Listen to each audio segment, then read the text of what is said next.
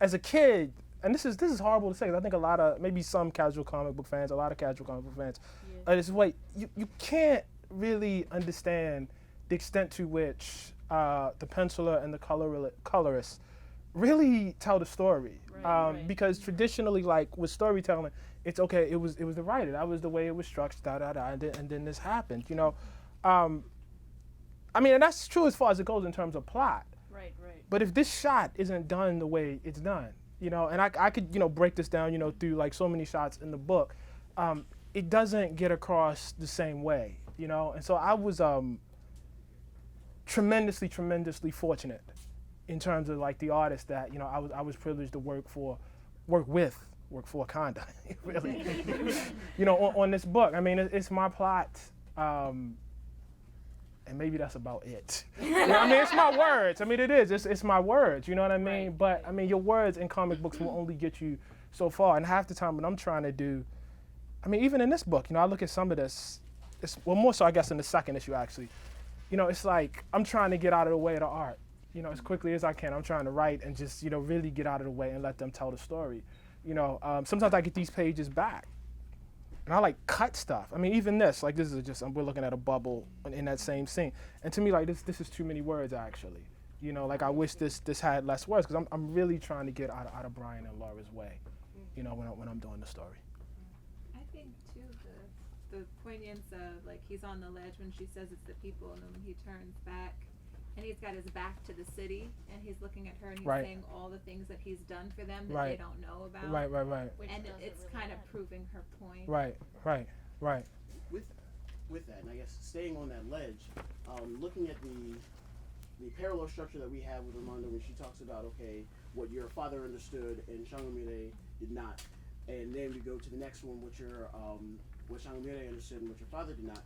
We eventually come to T'Challa basically explaining, like, I've given so much of myself to my people, and he is corrected by his mother saying, no, you truly haven't given all. Based on your definition of what you've given, it's not all. And I'm reminded so quickly of August Wilson's Fences and the conversation between Troy and Rose, where Troy is arguing, I can't do anything else. I'm giving all that I can. And Rose ends up correcting him and saying, no, you haven't given enough. You define like and you define love based on what you can do with your hands, but you have not inspired, you have not loved. And I find myself, when I'm taking notes and reading this, doing nothing but like, oh, I'm projecting this illusion to another text. But I'm wondering, when you're during the development of writing and perhaps during development of just exploring T'Challa, are there other sources? Are there other texts? Are there other people that you're tapping into? Yeah, of course. I should say too, for you know, so just for you know anybody who's not, or maybe for those of you under, so we're talking about Black Panther #4, just so you don't feel like we're in the middle of a conversation, and you don't know where we are in that conversation. Yeah, I mean, there's a scene, I guess, in this issue where Ramonda approaches Shangomire, and there's a bookshelf, you know, in there, and there are all these titles in there, and you know, some of them more than others, you know what I mean? But that, you know, those are like books that really influenced, you know, the work in different ways, you know, particularly, you know, A Distant Mirror, which is all the way to the right. I mean, some of that is actually, A Distant Mirror is a book by this woman, this historian, Barbara Tuchman. You on Twitter. And some of that stuff is like pulled directly out of it, you know, the Fanon stuff, you know, about revolution and all of that. I mean, definitely so. I mean, even the fact, and I'm sorry, I mean, if you ain't read #4, you're about to get spoiled on some things. But I mean, even like, you know, like the comic book stuff, you know, like when I was writing this, you know, I happened, well, not when I was writing, when I was pulling together actually the proposal, I was going through Matt Fraction's Iron Man, and I just sort of kind of fell in love with Zeke Stain, you know what I mean? And so, I mean, he's so cool. And so, you know, so he makes his appearance in here, so there are things like that. You know, this is gonna piss off everybody in the room. But it wasn't until I really started researching the project. I wasn't a huge like Storm Black Panther fan, you know. That's fine. Yeah, I know, but everybody's like, you gotta get them back together. Like that's what everybody. But I have to tell you, like I started in comics, like history weighs on you like really, really heavy. Like everything that happened before, and even things that you, like as a fan, I wish the writer would do X, Y, and Z. Right. But then when you become the writer, it's like, well, that happened though. You know what I mean? Like I can't just like I'm not a huge believer in retconning. You know, I just don't. I think you gotta like history's a fact. You know, and you can't wish it away. And so there are huge. I mean, the way the history is all through that book. You know, I mean, as you say, exterior sources. You know, definitely. You know, he quotes. There's a John Locke quotation in issue 2. Yeah. You know, what I mean, he's teaching. You know, Locke's treatise, Locke's second treatise on government. So that's in there, and you'll see more. You know, as you go through the run. But the big weight is the specific weight of T'Challa's history, of Wakanda's history, the broader weight of the Marvel Universe. You know what I mean? What's happened over the past 4 or 5 years. Some of that stuff I didn't like. Like as a reader, a lot of stuff I read and I was like, oh, I hate this. But when you write, it's like, but it happened. You know, it really, really happened. And you have to write out of what actually happened, not what you, when you were a fan, wished had happened. Does that feel like a tether or a fetter? No, it's beautiful actually. Okay. It's actually a really, really beautiful thing because I can't explain it to you. It's a different position to be in when you're writing. It's like I don't know, like the fan part. And I guess I'll go back to that after I'm done. But there's a way of just reading things as a consumer, and you're like, I like this, I don't like this. I critique this, I think this works, I think this doesn't work. But then it's like when you go to write the character, it's like, well, I might not like how that happened, but it did actually happen. Do you understand what I'm saying? Like, I ain't like how it was executed. I ain't like X, Y, and Z, da da da da. But it did, like for me, like when I first, I mean, I guess part of it is like me being a kid. Like the Storm T'Challa thing is actually a great example. Like as a kid, I came up reading comics in the '80s, and T'Challa was not like the huge figure he is now in terms of comics. I mean, Storm was actually much more prominent. For life. Yeah, I mean, really, and so I was like and again, y'all gonna get so pissed off when you hear this. I was like a huge Logan Storm like person. Like that's who I was, a big Wolverine Storm person. But then when I started like researching the project, right? Like then when I started researching the project, I was like, come on, man. Like it changed because I was the writer now. You know what I mean? Like I was a different, like this romance actually happened. You know what I mean? It does no real justice to think about. Like as a fan, I was like, oh, so you take the two black characters, you put them together. Like that cuts off though, right? Like once you, like as a fan, you may feel that way. But as a writer, that cuts off. They're together now. Or they were together, you know what I mean? And now all of that weight is in the book that you're writing. You can't act like that didn't happen just because as a fan, you weren't there. Do you think your distaste with how the Dora Milaje were portrayed in the past influence how you write them now? Yeah. Yeah, I mean, but again, like, if I were writing like Black Panther, would I have, included a concept like your Dora Milaje? Probably not. But it's a thing that happened. I mean, it really did. And so I felt like, another thing is like, I guess like I feel like the concept changed over time. So there was a concept, when Christopher Priest was writing, they were written a little differently when Reginald Hudlin was writing. If you go through the different, when Mayberry does it, it's a little different. In fact, he was the one that came up with the name, Midnight Angels. You know what I mean? I, had this option. I can't remember what I was gonna call them before. I know it was really bad. I'm not even gonna say it. Do it. I'm not saying that. Come on, outtake. No, I don't. But no, I don't have to tell anybody, and I'm not. I'm not telling anybody. But Obsidian Cherub. Yeah, no, it was worse than that. It wasn't even close to Midnight. It was something totally different, really bad. But I was trying to pull out of like better to take a name that already existed. You know what I mean? Whatever I thought of, Midnight Angels or whatever. Better to take something that was already there. So I mean, you can't erase the Dora Milaje. I mean, you just can't do that. You know what I mean? You can't. It's that happened. That's a part of the legacy. What you can do is try to think about them as whole characters. And try to think about things from their point of view, not as appendages to T'Challa. Like you can, try to, like you can do, like, I'm sorry, the only comparison I have for this is really race. Like you can do something that's not my black friend. You know what I mean? You can do something different. Like, okay, but what does the black friend actually think? You know what I mean? What does this thing that actually, for the most part, not for everything, but for the most part, has basically been portrayed as an appendage of T'Challa. Well, what do they think? What's going on with them? And that was a heavy influence. Also, something else happened. I mean, again, just talking about the history. if you go back and read probably like the past, I would say 5 years before I started writing the book. Oh, that's me talking. I was like, whose phone is that? A phantom coat. No, but Instead of just coats at Phantom. a large number of T'Challa's cast like got killed, and a lot of the men actually got killed. You know what I mean? His uncle got killed. His two closest, military advisors basically got killed, and so he was in this position. Killmonger dies, Man-Ape dies. I mean, a lot of his people, whether they be allies or not, are dead, and so he's in this position. Like when I, started writing the book, where there were a lot of women around him. I mean, it's just, and that was not, I mean, had I taken over another book, I don't know that, I can't tell you that the angle would have went this way, but it was a product of the place that he was in within the history when, they asked me to write the book, and that forced me to then think about Dora Milaje, think about, I don't know, I mean, it was almost by default that you had to center them because so much was gone. Mm-hmm. You know what I mean? So it's like, okay, so what are we gonna talk about? Like, what's here? I mean, you could have completely rebooted, and brought everybody, but That's way That too wouldn't have much felt work. yeah.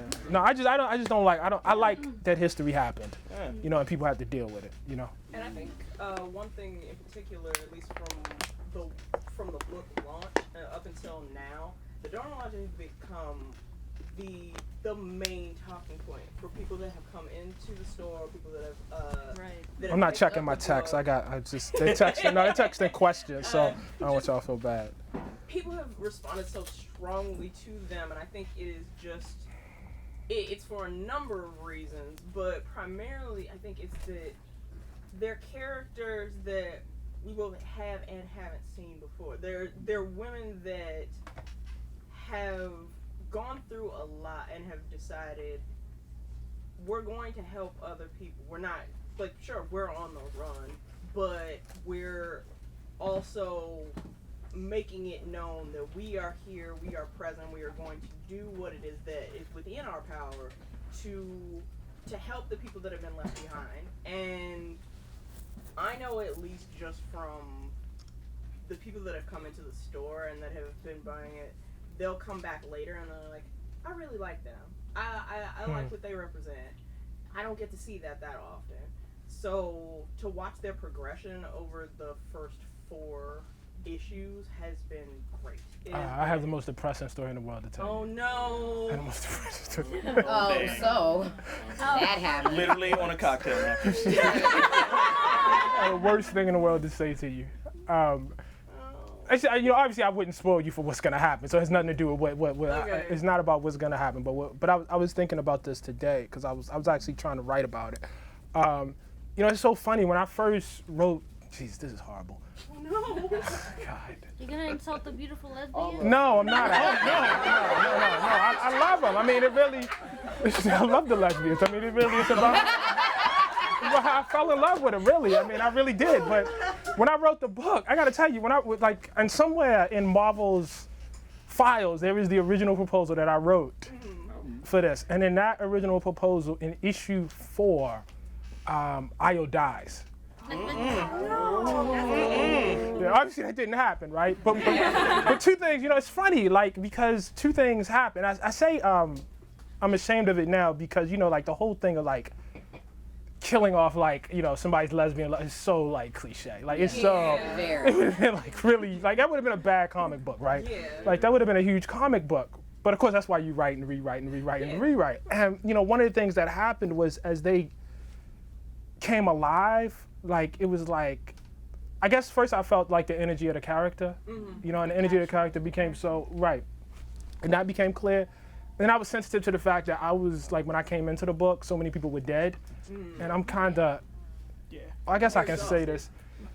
Well, no, I'm just kind of against killing in comic books. I mean, too many people die in comic books. I really believe that. You know what I mean? And I felt like what I was more reacting to was. At that point, when I was writing the outline, I was reacting to my idea of what comic books were, and I was presuming because, you got issue 4, it's a traditional 3-act story. You got issue 4, something serious has to happen, You know what I'm saying? And so I thought, oh, okay, her lover can die, and then, she can, have a blood feud with T'Challa. It can be some sort of misunderstanding. Oh, it would have been horrible. That would have been like really bad. You know what I mean? But it was like, it can be some sort of misunderstanding, and she can hate T'Challa, and that can be like the seed of it. But that was like, I gotta tell you, that was kind of fan me. Like, that was like not me actually thinking about the form as a writer, not thinking about the characters, not really. And once I got it, because you send several proposals to them. You send one back, they ask you for more detail, you go over it again and again and again. So we probably went back 3 times, probably about a second or third time. And certainly by the time I wrote the script, I was like, oh, it's just way too much energy here. Despite, in spite of also being a cliche, not wanting to do that. But there's just too much. When you kill, it's like you take opportunities away. Right. In the comic book for certain things to happen. And so like the kill would have been just like, it wouldn't have worked. Even, there's this thing, I'm sorry, I'm gonna spoil you guys, issue 4, the next step was, oh, so Ramonda has to die. Like that was actually the next one, right? Oh no. And then I was like, She does it. It's okay. but I was like, and I was like, you're gonna lose something if you do this, especially if, and I hope, I hope to be writing Black Panther for a while. Yes. You know what I mean? And so if I can write it, it's like, I'm gonna be like, damn, well, Ramonda's not here. Like I've lost a tool that I can, actually employ and use. You know what I mean? I had to come up with some, cockamamie reason to bring her back. Better, or why did I kill her in the first place? What did I get out of it? We were at a retreat. I'll never forget this. It was a Marvel retreat, and afterwards, we all went to have dinner. And I was sitting with Nick Spencer, and he said something phenomenal. He said, "Whatever happened to just injuring people?" Like an injury is bad. Like if you get your back broke, like that's actually a devastating thing. Like if you can't walk again, you know what I'm saying? You have a heart attack, like that's bad. You know what I mean? And people tend to react really, like whatever happened to like just brain damage. Like it's a list of things, of bad things that can happen. You know what I mean? That like people that if you really want to, establish trauma, death is not the thing that necessarily has to happen. So.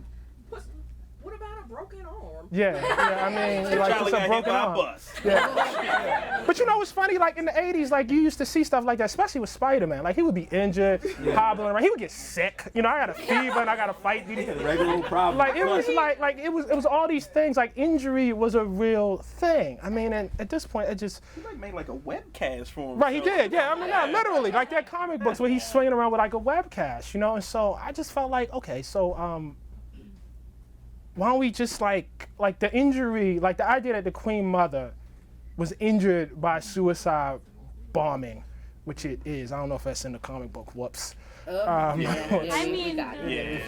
there's bombing. Okay, all right. Well, it is. I turned the page and I was like, no. Right. No, but the idea that I think like that would be enough to piss him off. Like that's enough. Yeah. Like that actually you actually don't have to kill. Like that would be, if you think about him as an actual person, that would do it. That would probably do it, you know? Especially with the conversation that they had earlier, where it's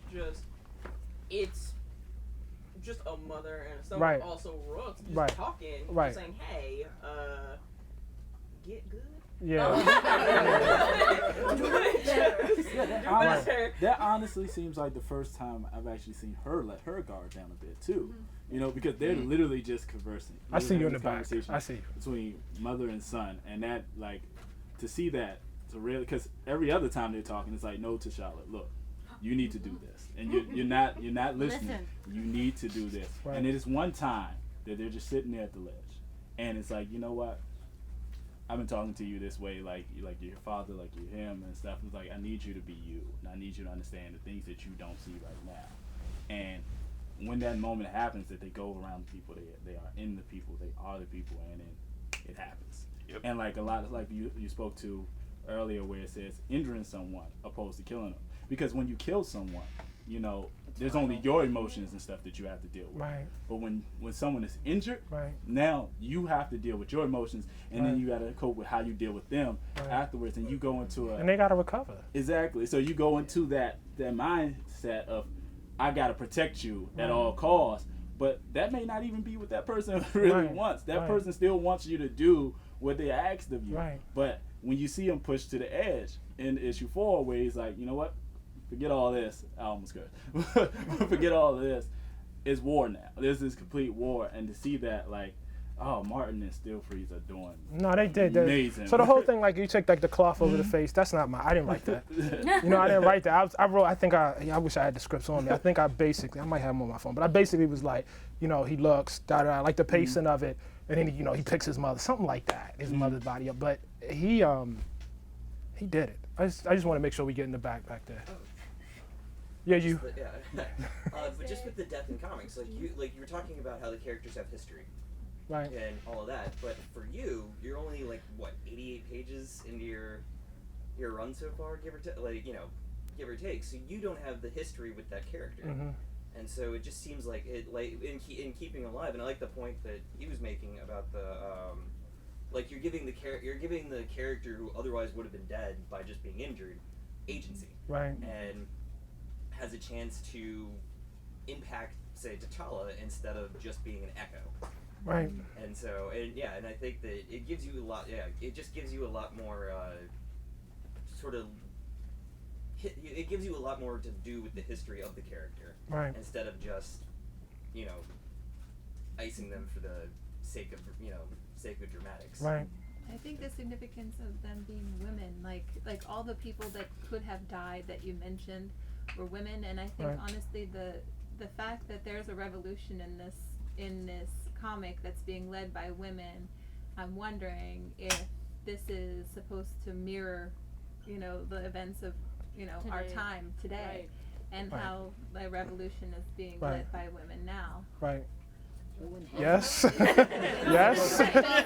Sure, I'll take that. Yeah. Led by women. It might have been a public face of men, but when has the movement's not been led by women? Yeah. It's always been there, no matter what. With the first civil rights movement, we know of Martin Luther King, we know of Malcolm X and things like that, but we don't often talk about Fannie Lou Hamer and things like that, how instrumental they were in the movement, and they never get shine. Yeah. So, that kind of ties back to what he was just saying. But I do have a question too. We've been talking about the history. Do you ever feel the weight of the future? When you're writing Black Panther now, but who's gonna come after you? And do you feel like I have to set you up to, carry the legacy on after me? Does that influence what you're writing? Yeah. And especially because, as you saw from our videos and the tweets, we catch our Black life here. Because this book has been so instrumental to us in how, Black people are portrayed in the comics. Right. And, this is a tie turner with, Dr. Gay and writing for World of Wakanda, and just how this, we're seeing a lot more diversity come into comics. Right. And so just when you're writing, do you feel that? I do. You have a responsibility to... You might not be able to do everything you wish you could do, but at least set people up for the next run, to take it even, into the stratosphere. Well, I feel, and I'm gonna take one of these questions for somebody who's not here. I feel two things. I feel a basic, I remember being a kid, you know what I mean, and how I felt about Storm, and how I felt about Wolverine. This is 80s Wolverine, guys. I just it's been 100 Wolverine stories, so you guys probably can't. Now it's, but you have to understand, before that happened, this guy was my best friend. He was my dude, you know what I mean? Talking Eye Patch Wolverine? Yeah, that's what I'm talking. I got that comic. I got Wolverine 1. I got that comic. This was before, that was the beginning of it though, because that was his first ongoing solo. But this is old school, and the way I felt about characters like that, the way I felt about, Spider-Man, and how influential that, what I want when this is done. Well, first of all, it's no point in being modest here. I really, because this is how I feel anytime I try to go write something, I want people to feel this is one of the greatest runs they ever read. I really want that. And the second thing is I want Wakanda and I want T'Challa to be on a certain tier, on a certain level. I want people to feel about T'Challa, and a number of people to feel about T'Challa and about Wakanda the way I felt about Peter Parker, you know what I mean, and New York. I want it to be like that, and I think the way you do that is you try to tell the most kick-ass story, you can. You work really, really hard at that, and that, that was like when we were pulling this together, I had, when did I finish? I think I finished the first season, like the first 12, like in March, I think, like just when we were getting ready to go to press. Because what I wanted was at every step, something's not working. Like, yeah, because so often in comics, I mean, you guys, Jesus Christ, I mean, you have no idea like how hard these dudes are working. You know what I mean? I mean, like, when you're closing like 3-4 comics a month, I mean, which is like what some writers are doing, Jesus Christ. I mean, it's tough. It's really, really tough. And I knew, like, as somebody coming in, like, I definitely did not have the capacity to work last minute. I mean, even if I was experienced, I didn't think I could. So I wanted to get all the scripts out there, go through them, see how we felt, how the whole thing come together. You know what I mean? I mean, even now, like, I'm working on, like, I just finished the beat sheet for the next season, so I got, like, to outline all the scenes for the next season, which don't start till next April. But the point is, I guess I'll start writing scripts in, like, September or something. The point is, like, if you can get it out in front of you, and give yourself enough time, give yourself enough space to think about it, you probably come out with something good. Right. You probably come out with something good. So, I mean, I feel like if I do that, I mean, I want the next writer to feel like I really, really want to write Black Panther. Like I want them to be fighting over it. Oh. You know what I mean? Like I want them to like be trying to stab each other. I want them to come into Axel's office like, come on, man, you skipped over me. Like I want it to be like that. And maybe it already was, and I just got the call. Maybe there's a bunch of people mad at me. You know what I mean? I don't know, but I really want people to to feel it. I'm sorry, I got to take one of these Facebook questions, and then I see y'all in the room, but I got to see y'all outside the room too. So the question is, how much research about African myths did you do before you started writing? So there's a heavy African mythological component in the book, especially, and Brian can speak for the art stuff. I can't really speak to that. But the places where you probably see it the most is if you, and I guess this hasn't completely taken shape yet, but you just watch Shuri. I mean, all of that is really pulled out of, when I was a kid, I used to play the djembe drum, which is like a hand drum, out of, the Senegambia region in West Africa. And that had like a huge influence on me. And I always thought like the whole culture of, like the whole tradition, the whole griot tradition was just such a beautiful thing. The word for the plane that she's on, Jalia, is literally taken from, the other word they use for griot, which is jelly, and just kind of change. Some people say jolly sometimes, so I just kind of change that. All of that is pulled right, just right out of the tradition, right? So there's a lot of that, and I know, again, if Brian was here, he could talk a little bit more, about the artistic, influence. The words, they're different. I think for the most part, we're using Hausa. Mostly because, Christopher Priest, when he, did the Dora Milaje, he used a lot of Hausa for that. But there's some Swahili in there, and some other stuff, in there too. The names, Shangamiri, is a line of kings in Zimbabwe, old Zimbabwe, ancient Zimbabwe that, in terms of like the names. You will see, it's gonna come more, and I don't want to blow anything. So. I'll get to you, don't worry. I'm gonna get to you. I see you. I see you. That's Go right. ahead. I actually find that like really interesting how Black Panther takes from the history of like Africa and African Americans, and like unlike a lot of other comics, sometimes you don't really have like another history to it. But then with Black Panther, it has not just the story of Black Panther or whatever, but there's also a rich history that's coming from, and it makes people interested in that history, because a lot of the time a lot of people see Africa as like, oh yeah, help those African children, or etc., like all these stereotypes, all these people thinking, oh, Africa's a really horrible country. They call it a country, like people think it's a country. It's not. It is treated as a country, and it's like, no, some of our own people think it's a country.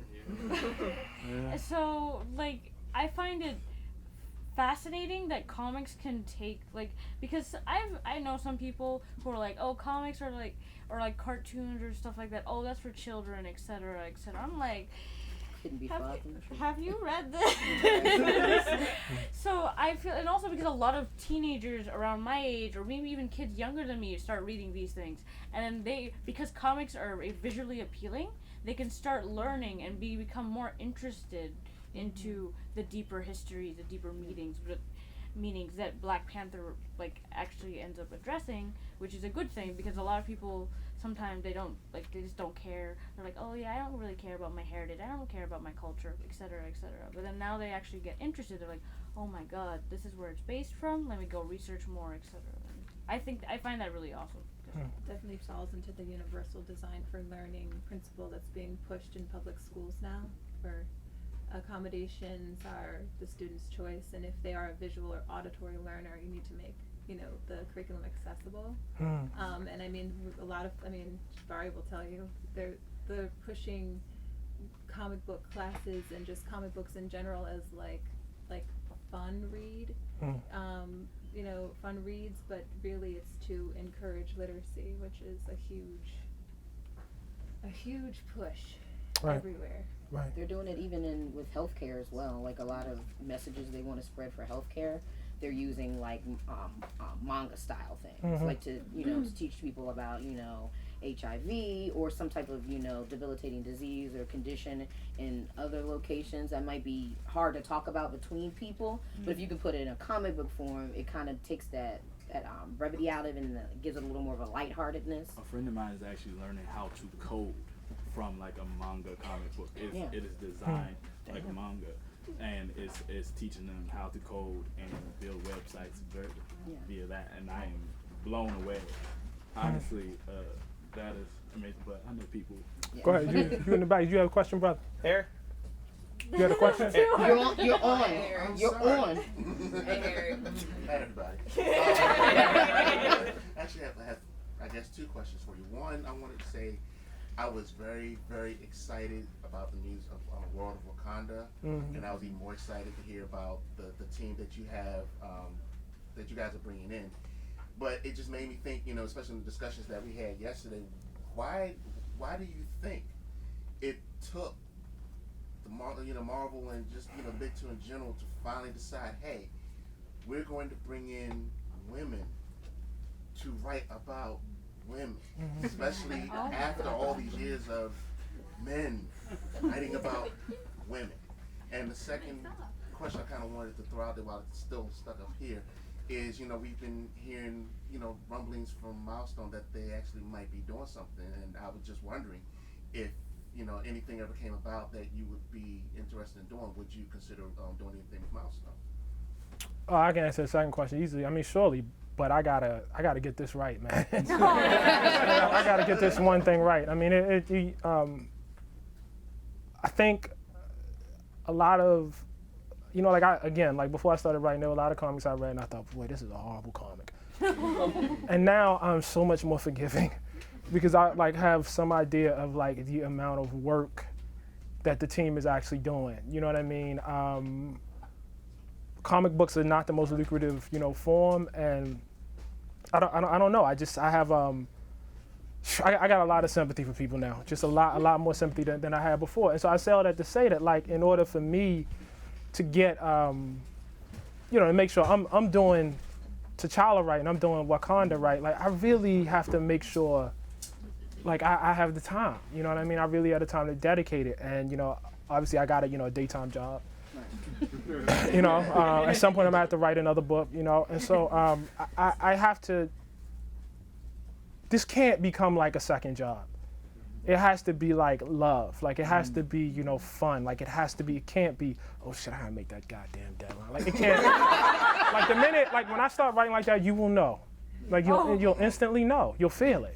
You know what I mean? And so like I'm really hesitant in terms of extra projects. Even when we, you know, started with the World of Wakanda thing, it was clear that somebody else was gonna have to come in. You know what I mean? Like it was like, I mean, I got plenty of ideas for stories that I'd like to tell. Maybe I'll eventually get to tell them in World of Wakanda. But was I gonna be able to, you know, consistently write that book myself? I had actually already written the script for season 1. That wasn't the problem. Right. Was I gonna be able to, you know, go ahead, give myself the same sort of time, the same sort of dedication that I give in the season 1 to a World of Wakanda book, and then set up season 2 of Black Panther also? Like, was I gonna be able to do that really? You know, at the same time with all the other, you know, commitments I got outside? You know, I didn't think so. And so once that was established, it became a natural to, you know, sort of think about who else could do it. I can't, well, let me say two things. The first thing, I can't speak to what I mean, you gotta understand, like, I just got this gig a year ago. You know what I mean? I've been to one, Marvel retreat. I have never been to a real, Comic-Con or anything like that. So I don't really have the knowledge of the industry to really tell you why, it's, Roxanne and, and Yona are the first, black women to write for Marvel. I can't tell you that. What I can tell you is, well, I'll speak on Marvel's behalf. I'll say this, I'll speak on their behalf and say this. I know, because based on the conversations that I've had, they actually are deeply concerned about diversity. And you can kind of see it. Like, they actually have been doing, quite a few things. It was not a fight to get Roxanne or Yona on the book at all. Like, there was no real resistance to that. It wasn't like, who are they? Like, that wasn't the sort of, response, that I got. I guess it's, this is known because other people have talked about it. I wasn't in Civil War. I wasn't really in favor of, Rhodey dying, right? Man. But that's okay. But hold up. I mean, before I don't want too much applause for that, because I want, like, people have to have their room to tell their stories, right? And I don't want to feel like I'm, looking over somebody. But they call you to, that room to do that, right? So but I can tell you they listened. They listened. I don't actually want them to do everything, I say, because that's not actually a real relationship. I just want them to listen. You know what I mean? And then they can go and do, what they want to do. And I felt very much listened to. I've always felt listened to, on the book. I felt listened to on World of Wakanda. I am incredibly excited, for what Roxanne is going to do, for what Yona's going to do. I also think people, in some sense, really underestimate, like, the power of diversity and how it happens. By which I give you an example of this. Sometimes some art will come in. How do I say this? It's not even just the art. No, I'll put myself on blast. I'm not even gonna talk about the art. Let me put myself on blast. I start off in that book, and I'm, writing, and I'm writing my script, and I say, okay, issue 4, Io dies, right? You understand what I'm saying? Yeah. If I had a certain editor, you know what I mean, who maybe has certain experiences, they might have right away written back. That's a cliche, dude. Like, right away. Like, it would have got checked, like, immediately. And I'm saying this because people wonder how certain things, get to a certain place. We have had, I think, situations, and I think this is natural, man. Well, I guess I can't say this. We were just going through it with the Dora Milaje, right? So we're at a place in the story. This is actually way, way down. They make another appearance later. And I guess they make an appearance in issue 3, and they are kind of clothed, but not. No fucking swimsuits. Like, no running around in bikinis with double Ds. Like, we're not doing that. I mean, that's not, either they warriors or they're not. I mean, either warriors or porn stars. Like, you got to make, if you look at athletes, you know what I mean? That's not how athletes actually tend to look. So you got to, really, this is just me. This is just me talking. You know what I mean? You really have to make a choice. We never had that. We never had double D swimsuits. Like, we didn't have that. But we certainly, had a conversation about issue 3, like when they make their first appearance. Okay, so how should they look? I mean, should we, skin or not? Well, that was their uniform before, and they're kind of transitioning out. So what are we supposed to do here? Should we, do that now? Should we do that later? And then we got a cover, and Brian had done a cover, and it was, them in their traditional, uniforms, which is, a little skimpy. It was cool. Like, I really didn't actually have a problem with it, because I thought, okay, we're in the transition process. We all agree. Nobody on the team thought this is how, the doors were gonna look. But then when we started talking about it, it was like, but maybe we can take this opportunity to, like, do the redesign now. Yeah. And it looks so good. Like, when he did it, oh my God, I was like, Jesus, Brian. Like, this is beyond anything I ever actually expected you to be able to do. You know what I mean? And so I would just suggest, and I don't know, that, like, a lot of times those conversations just don't happen. Like, it's not even that people are trying to be, I mean, there are some people who are trying to be malicious. I think a lot of times people are actually not trying to be malicious. They just don't, like, the conversation never happens because there's nobody there to say, yo, maybe we should think about this. Yeah, see, I think the reason why I get so concerned when we have these projects that come about, because you always have the naysayers that get angry because, they feel like certain characters are being co-opted, especially when you start to swap genders and races and things of that sort. And then the very first thing that the comic book's been doing that forever. There's nothing new about that. That's not my Spider-Man. Like, it never was. It never was. But that's the very first thing that I say. That is one of my childhood. I mean, the first Spider-Woman I knew had blonde hair, She wore a black and white uniform. Julia you know, Carter. Julia Carter. That was the Spider-Woman I knew. Right. That was the first Iron Man I knew actually was black. I mean, that was the first because of the period that I came into the comic book. That was the character I knew, and so like that. Does that really? I guess I feel like those of y'all who are frustrated by that and you know who get upset about that should not spend too much energy on that. You should not go on your favorite fan boards and argue about that because I just think that's not the future. I'm sorry, I think that battle's actually over. You know, like that battle's been won. I mean, I really do because I think, and we might not approve, you know, about like how progress is happening or how quickly, you know, it's happening, but I can't sit here as the writer on this book with the people that work with me. I can't sit here with what just happened, the process of getting Roxanne, you know, to do this. I was just so happy that she was even like willing to do it. You know, I thought it was the most bizarre thing in the world to ask her to do. I had no idea she had any interest in comic books at all, but I had so much respect for her talent. You know, I can't tell you like that the man is, you know, keeping me down. You know what I mean? When it certainly was not. Also, let me just also say that you gotta put this in the context of pop culture, period. For a second, I'm just gonna defend comic books. When I was a kid, comic books were way, way more diverse than the movies and TV. There was no character like Storm or Rhodey. Like that just didn't. I can't even tell you what that was in the movies. I mean, that just, it didn't exist at all. I mean, it really, I'm reading, right now, finally, I'm going back through Don McGregor, and I'm hoping we can re-release this. He did this thing called Panther's Quest. It's kind of hard to read because it was in this anthology book Marvel presents, and you only get like 5 pages at a time. Like there's over like 30 issues. Like that's how you got to read it. I'm hoping we're gonna get to re-release the thing as a whole thing. But the stuff he's done, I mean, he's taking on apartheid in there, doing all sorts, and I'm like, man, where was this? Where was there a superhero that's like going to South Africa, like dealing with apartheid? That wasn't happening.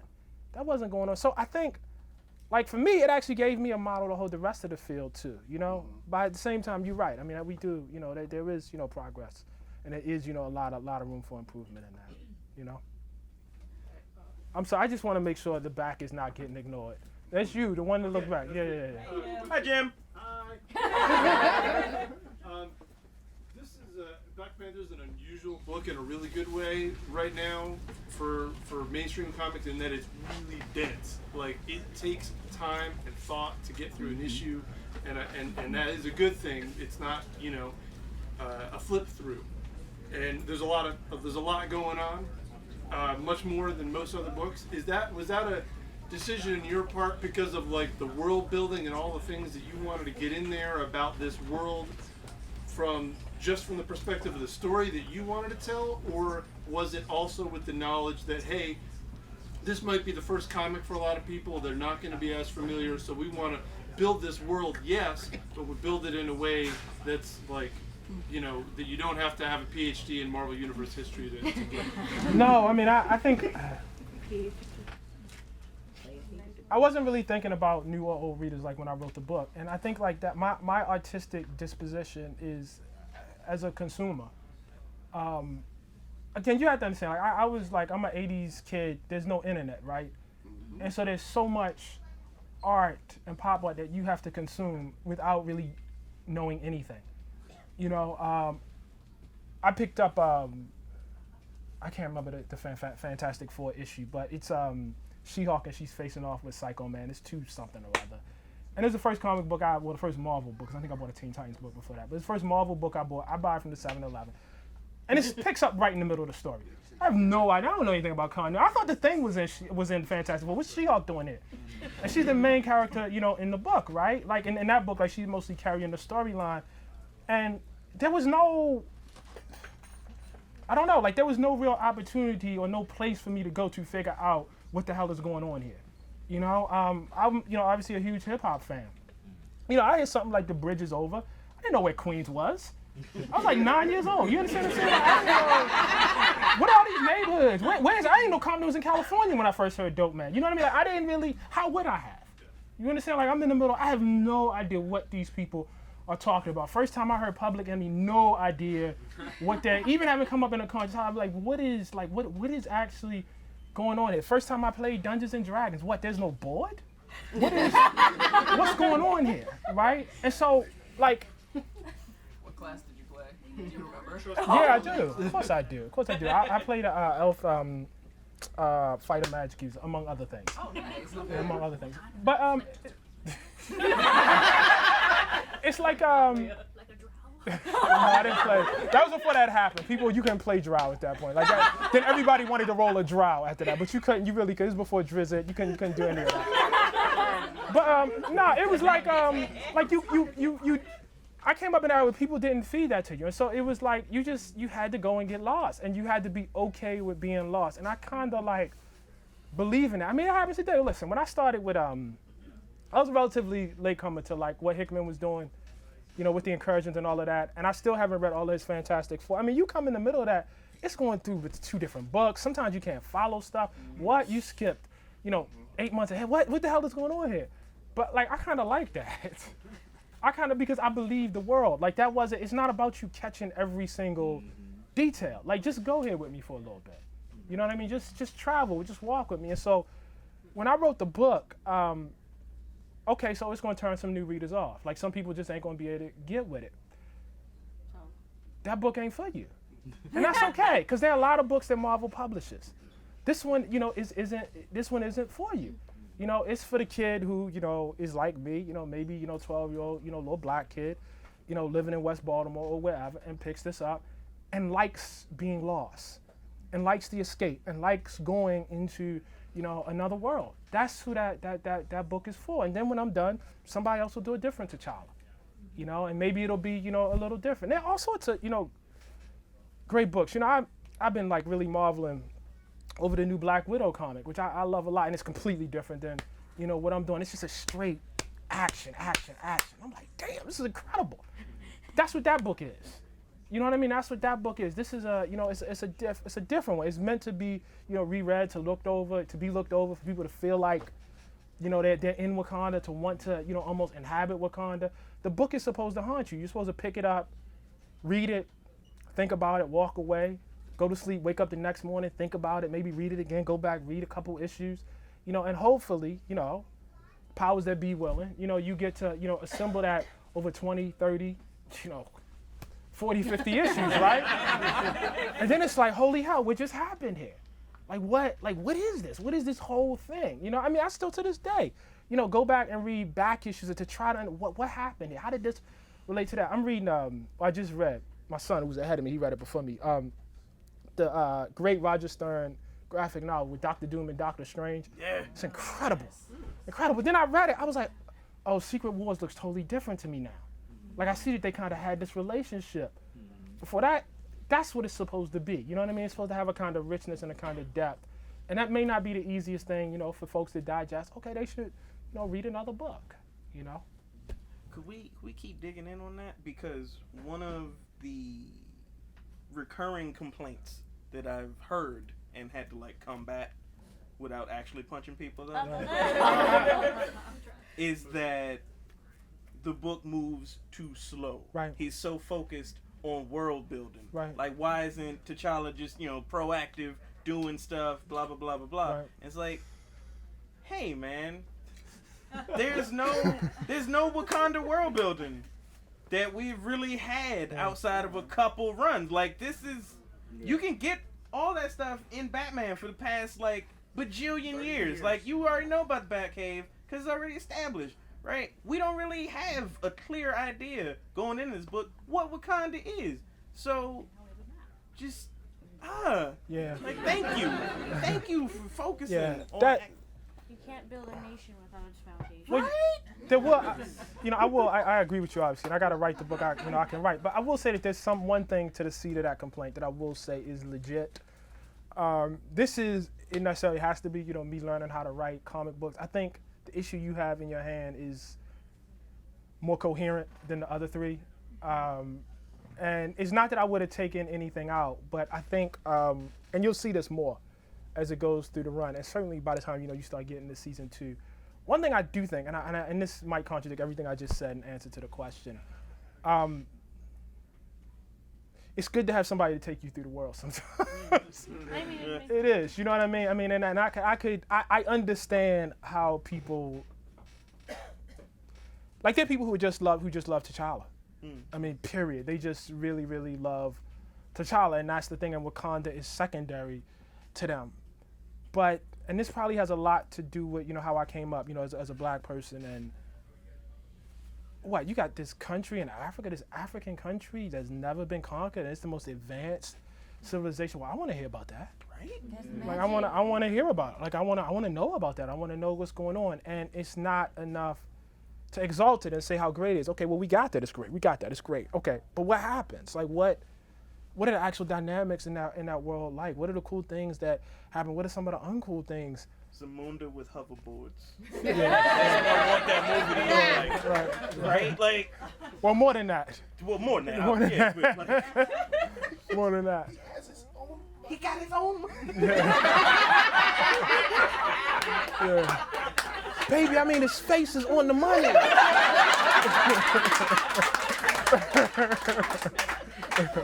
Right here. Yeah. Hello, Brian. You brought up Storm multiple times, and one of the things that I've always found funny with respect to Black Panther is she mentioned shortly after they were divorced, "You're the most passionate man I've ever met." Right. And we always know T'Challa's the stoic, man of science. So my question to you is, why did you pick the dichotomy between the stay-at-home king and the superhero who gallivants, as opposed to any of the other, dichotomies that T'Challa had? Man of science versus chief priest of his country, Right. That's very interesting. I think a lot of it has to do with where I was at the time. Like this has to do with my work as a journalist.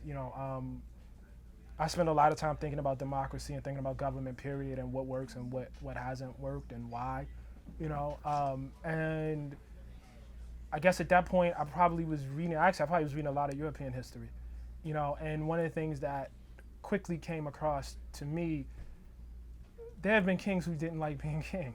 They just didn't. They didn't, and if they could have done, I think it was, it might have been Louis XVI, I can't remember. The 15th. 15th? No, it wasn't the 15th. Was it? Who was the one that used to tinker all the time? One of them. No, 14th was the Sun King. No, it wasn't. He loved being king. I think it's 16. Who's the one that got beheaded? I think that's 16. Yeah, the one with Marie Antoinette. Yeah. That's 16. Oh, this dude wanted to do everything else but be king. There's another one in Prussia whose name Frederick II. And I think he runs away. Like this dude is a king, right? He's king of what is it? Prussia? Do I have that right? Prussia. Yeah. And if I got it wrong, you can stop me if I got it wrong. But as I remember it, he runs away. Right. He runs away with his best friend. He don't want no part of being king. His dad brings him back and kills his best friend. He says, you're going to be king. And he comes to Frederick the Great, right? Yeah. Like he was a great king. He actually becomes being king is not cool. For some people it's cool, but those are probably the kind of people you actually don't want to be around. Like people who enjoy being king, like people who actually enjoy it, often are really, really horrible people. Joffrey. T'Challa, but check it out, hold on, but check it out. I said it, Joffrey. No, but this is important. It's important. Because T'Challa is not a horrible person. T'Challa's a hero. T'Challa done saved the universe basically. You know what I mean? And so it's you have to think about all of this sort of the day-to-day things that kings have to do. Why is this dude always leaving? Why is he going to be a teacher in Harlem? You know what I mean? Why is he never, married a Wakandan woman? What's Monica Lynn flirting with she used to be Captain Marvel. Monica Rambeau, flirting with Monica Mary. Come on, man. What's going on here? Why are you, going off to study, in all of these other places? Why are you joining, the Avengers to spy on my country? Okay. This is just me. This is my interpretation, right? Because it can only come, that's just, obviously there's no literal truth. But this is just a literary, sort of theory. I just was struck by the fact that he kept going. He kept, doing all of these other things. And then, that would have been okay if everything was okay in the kingdom. But everything wasn't okay in the kingdom. You got coups, you got floods.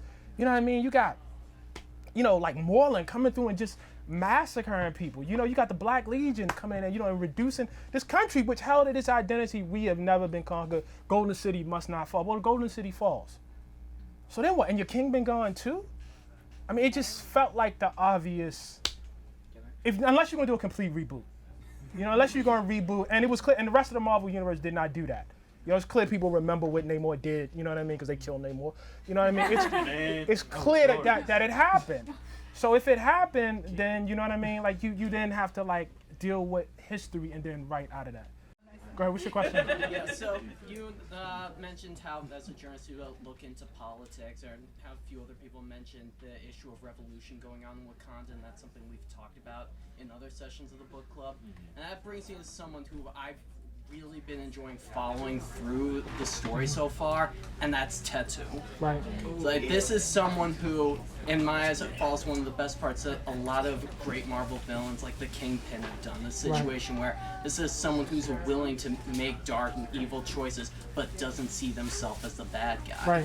And since this is very much in a revolutionary sense, similar to that of the Arab Spring in some ways, it's understandable why he's doing this, to fight for these people, to free them with what's clearly a monarchy that's not listening to them or representing them in these dark times. But at the same time, you also see Tetu clearly doing malicious attacks on parts of the country, targeting and torturing the Black Panther and the people who work with him. And now at a point where he's trying to create a unified front against him, to the point where you're working with someone that's malicious as Zeke Stain. Right. So I'm really just curious to know what's been some of your motivation, stuff you've thought about in characterizing Tetu as kind of the revolutionary, but also an antagonist. When I was, well, again, you know, I'm a huge Dungeons and Dragons fan, and I always liked the Druid class. I always thought they were so cool. Like this, you know, this communication with nature and this ability to. So I, you know, powers-wise, like I kind of, you know, pulled him. I pulled him out of that. You know, I at the time was reading again, you know, and this, you know, it's a little Easter egg in the book.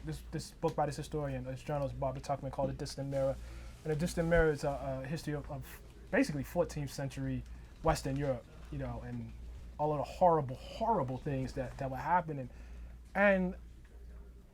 Like, we all know about the French Revolution, but what I didn't realize was that there were constant revolutions always happening in France. All these, like, peasant uprisings. And there's something in issue 3 where he literally says to T'Challa, you know, and what does he say? The worms of the earth shall devour all wolves, lions, and leopards, or something like that.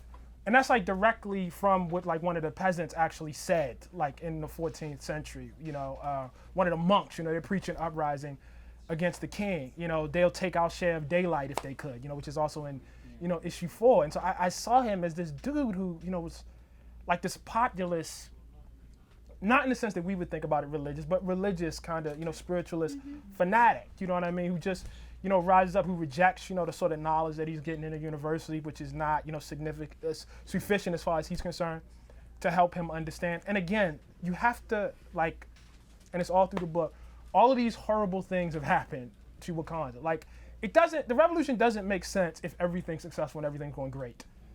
Like, there's no real reason to, you know, why, you know, a character like Tetu would catch on.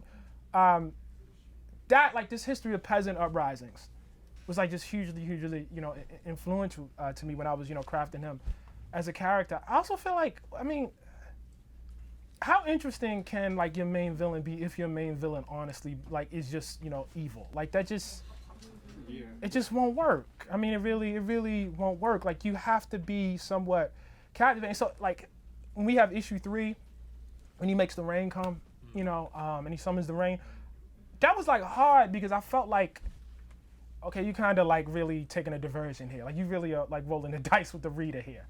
You know what I mean? To give this dude this early in the book this much face time. I mean, that really is his issue.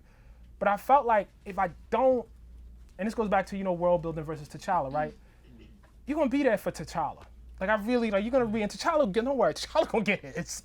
Like, he's going to get his. I can't tell you everybody else around him is going to get theirs, though. You know what I mean? Like, they're not necessarily going to get to the point where by the time we get to the end of the story and they end up in conflict where you're kind of feeling like if T'Challa win or lose, faces off with these guys, and you're just saying, yeah, T'Challa, go. I mean, you know, I mean, what have I done? Like, what have I done? That doesn't really accord with the literature that I've loved in my life. It doesn't accord, you know, with the comic books that, you know, I've loved in my life. You know, just going back to that, you know, piece with Doctor Doom and Strange. I mean, Doom is a straight up villain, you know, in that comic book. And then there are moments where he looks sympathetic and kind of, you know, and kind of not. You know, I'm on this huge like Roger Stern kick, and so I've been going back and reading like his like Avengers and his Spider-Man. And there's you know, really, you know, this classic. I'm preaching to you guys like y'all ain't comic book Hugely fans. underrated. Oh, completely underrated. Completely underrated. Like ridiculously underrated. Doom goes to hell to save his mom. Yeah, I mean so, like, ridiculously. It's like, dude. No, it just so I you know, he has this issue, this actually this long arc, you know, which you guys know obviously, Under Siege for the Avengers, where he had just this incredible plan, you know, for all of these people to just come and just totally fuck up the Avengers. And the plan is so devious, I'm halfway rooting for him to get away with it. Like part of that has to be there. Like part of you has to be with the villain. Part of you has to want Magneto to win. Part of you has to want Tattoo to win. You know, I know a lot of you like the Midnight Angels. I mean, let's be clear. Like they murdered someone. Like let's be real clear about that. Like you know, and that, you know, should be like, I didn't write that in such a way. You know, you can debate about whether they should have been killed or not, whether they, you know, should have been a death sentence or not. Like you can have that debate.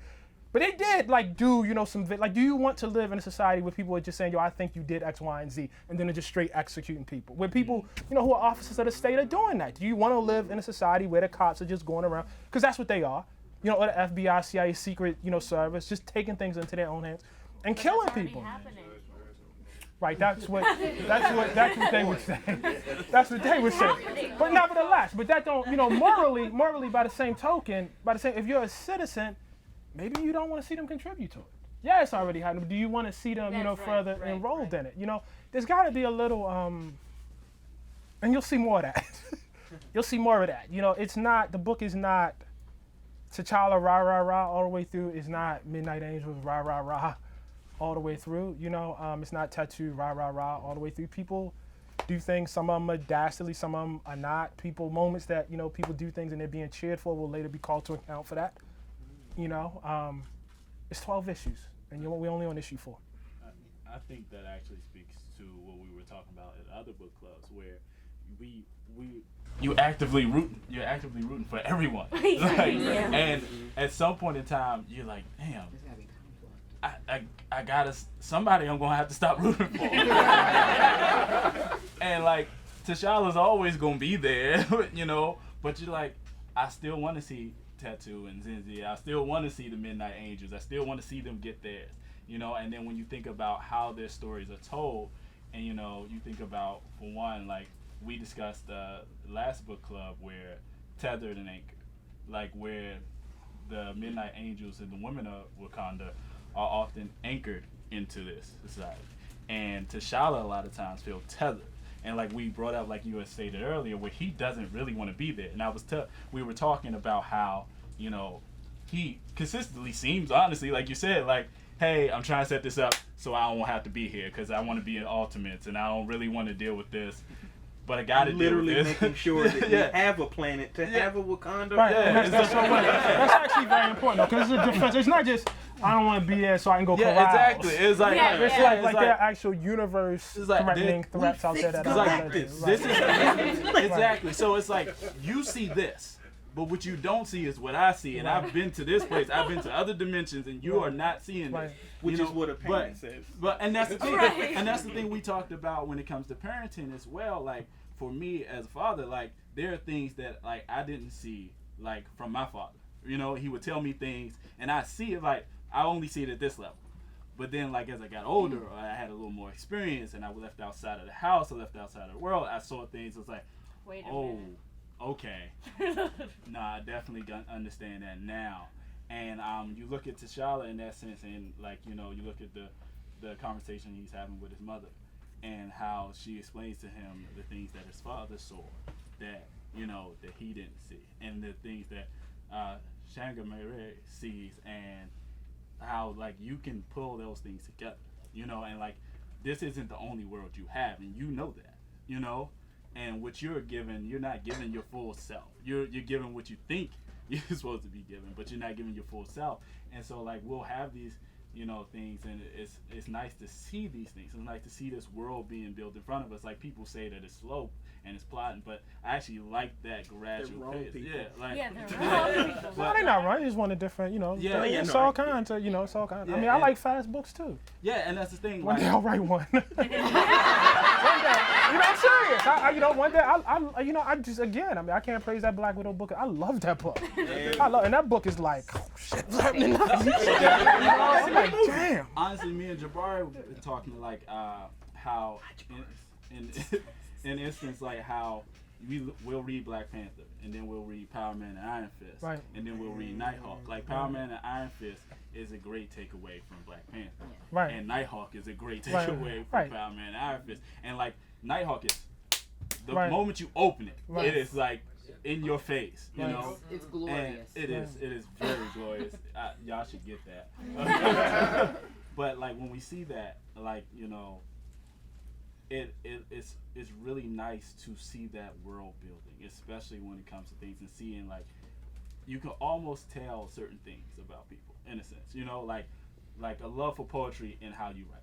You know, you can see how those, like, how that world, like you said, you got to come back to it, because like with poems, you got to come back to a poem. Once you read it, you're like, oh, and then you come back, just like with hip hop, you heard this line, but then you come back and you realize how all these things like take form, and you see these things, and like I just want to know like how like I'm excited. I'm sorry, like I get this excited all the time. So, he really does. I do. Catch your black life, boo. You know I will. I ain't got no problems with that at all. But you said it. With that piece and issue 3, I want to say when Tattoo is opening up and he's having that scene, how much of that relates to your love of poetry? Oh, it's not my poem. I mean, it's totally my love of poetry. It's Henry Dumas' beautiful root song, but that's Marvel too. I can't even take credit for that because, God, I always forget what issue. There's a famous issue of the Avengers, and the last page is like a kid is kicking Ultron's head around, and it's like it's poetry that's all the way through. That's like it's narrated through somebody else's like poem together. I feel like a bad comic book fan for not remembering. It's like the beginning of the Vision. It's Ozymandias, look on my works, see mighty in despair, isn't it? He finds Ultron's helmet in the sand or something. Yeah, it's like a little black kid messing around with the head and like throws it and kicks it. Is that it? Yeah. I think that's it. Okay. Is that Blake? Yeah. But I was just like, whoa, you can do that? Like you can do that, and then I thought, well, hell, I mean, it's some poetry I like. You know what I mean? But it's got to fit. You know what I mean? No, and definitely. you know, and I thought like with what, you know, Dumas' basic, you know, point. Brian and then when I saw Brian, I was like, my God, like I wanted to cry. Like when I saw Brian's pencils and I saw Laura's colors, and I saw it with the poetry, I just thought, it's a beautiful shot in that issue where Tattoo is just like holding his hand out and the lightning is flashing, and he says, "This is what the spirits are singing now," something like that, you know. And the kid, you know, and the you know what I mean, and the dad, you know, sort of bow. All of that, I was just like, Jesus Christ. I mean, you can't put that in your script and make them do that. I mean, you can have like the flashbacks. You know, I had that flashback of this. We want to see this. You see that? Tattoo does something. He's casting some sort of spell. Or the kid, you know, and the dad, you know, bow down and salute. Like you had that, but you just can't do what's happening there. Like that takes somebody else, you know, to see the story. But no, I mean, the love of poetry is all through there. I mean, it shapes how I write. It obviously, you know, shaped that scene. It shapes my desire, as I said, to get out of the art's way and to use as few words as I possibly can. I love that you got your notebook. No, I want to shirt. get into the. No, go ahead. So. I'm gonna come back to you. Don't worry. Sarase, I'm not sure if I'm pronouncing that right, but the secret police play a not insignificant role as the character who T'Challa shows up with when he's trying to take on T2 and stuff, and they obviously have like a controversial past, and you know, T'Challa tried to outlaw them at one point, but now they're back. And I was just wondering if that was an intentional allusion to, I guess, you know, T'Challa's tension with his people and the presence of the secret police, or whether that was, he just needed Oh, you got issue 5 is out in about a week and a half, and you'll see some of that, like some of what that results in. He has no body though. I mean, he says it, or repeatedly, like in asides. I mean, you can't, be too heavy-handed and say, again, like you have Namor, comes through with the flood, right? You had him fall, to the Black Order. You have Moreland, you have, if you want to go back, Doctor Doom, killing his uncle. You have all of these horrible things happening, and so when you come back to write the book, you have to ask yourself, so what sort of Wakanda am I dealing with here? What is the situation with T'Challa's army? What is the situation with T'Challa's government? What's the situation in terms of his law enforcement powers? Maybe there's some institutions that he didn't always want to lean on, but you got nobody else now. Like you really got, you know what I mean? His his 2 main advisors, Zuri and blanking on my other man's name, who died. Both of them died. That was horrible to see too. They would have been in the book, you know what I mean? They both would have been in the book, but they're dead, and so it was sort of like, okay, so who am I supposed to lean on now? You know what I mean? Who am I? Zuri and Wakabi, sorry. They're both dead, and so like maybe people who or elements that you didn't necessarily like, you now have to call into service, and you have to call up and deal with it, and there'll be consequences for that too. Somebody else follow. Yeah. Hey. Hey. Chris. Hey. I wanted to ask you about, I've read some of the other stuff as well as the book, outside of the comic media. So you're a really great writer, regardless of where it is. And I'm just wondering how much of, when I look at comic books, I can kind of be put off by a book by its artwork. I could be like, oh, this could be a great story, but I can't look at it because. I mean, that's probably not a great thing to do because it's probably a great story. No, I think it makes sense. Yeah, but for you as a comic book writer, do you have going into it? Do you have to tailor your approach to whomever's writing or whomever's illustrating the book?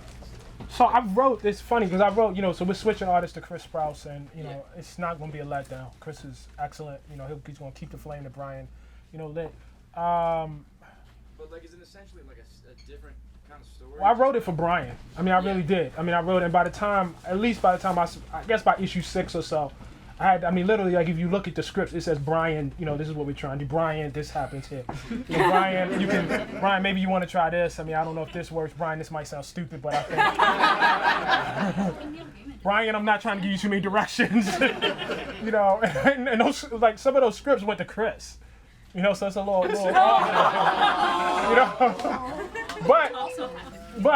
but you know what I mean? I have now seen, I've seen, we closed issue 5. He did just fine. He did just fine. I mean, he did more than I could ever imagine when they thought they were bringing in a guest artist. I got the pencils for issue 6, not the colors yet. I mean, you have to, understand, what it's like to have an image in your head and think it's the most beautiful thing in the world, and then see somebody say, no, this is the most beautiful thing in the world. That's the greatest feeling. I mean, just some of the jolliest scenes that he does, and I think I tweeted out a couple of them, but I didn't tweet out the best stuff. But some of the jolliest scenes he does, 5 is good, 6 is just incredible. I mean, it's just it takes your breath away, and I don't know, man. He just ran with the ball. When I write, I err on the side of giving more information, but I always say, you don't have to do it this way. I'm just, giving you what I saw. Please don't feel like this is, if you think this ain't work, throw it out. Throw it out completely and then go do, there are pages where maybe I blocked it 4 or 5 panels, especially in those jolliest scenes. I mean, Chris, did it where he'll do a whole panel, but with you can tell it's different scenes within, one whole panel. I couldn't have, written direction that way. It just never would have occurred to me to do that, and so I don't know. I mean, I write what I write, and I've been very, very lucky in terms of the artists I've been working with. Really lucky. Yes. Hey, I'm Nurali. Hey. I've been following your work primarily journalistically, and you've partly addressed part of my question, or the answer to my question, in terms of how subject matter, or what you deal with as a journalist in terms of subject matter influences your work as a comic book writer. But in terms of skill, technicality, and form, in what ways did you have to in what ways does your role as a journalist kind of feed into, you know, being a comic book writer? What things did you have to unlearn? Kind of, you know, do you feel like you have an outsider's advantage in sort of kind of in coming into the world of comics, given that you haven't been like a sort of career comic book writer? Like, no, the only advantage I have is I have to do less work. Sort of, like, I mean, that's the real. You know what I mean? I don't have to. No. I mean, like books. You know, I don't know how many books Brian Michael Bendis is writing right now. I don't have to do that though. I mean, but he might be writing 4 books. I mean, he's like he's really, you know, he's hustling. You know, I mean, I say it in the best sense of the word. I don't, you know, what I mean. Mark is writing 2 for Marvel right now, and I might be under, you know, Mark Waid. I might be undercounting. You know what I mean? How many he's doing for Marvel? He's doing at least 2. I know Al's doing 2. David's doing 2. You know, I mean that. My advantage is that all I had to think about was one thing. You know, now 2 things. I think the best way it fed into being a journalist was there's a tremendous amount of research that I do, like for all my articles, and it's really the same thing when you're writing a column. You really have to do, like if you read Tom King's Vision, I don't know how many Avengers he went back and read, but he read a ton of Avengers before he sat down to write. It's clear, it's all through it, you know. The history is so much alive in that book. So I think that helped.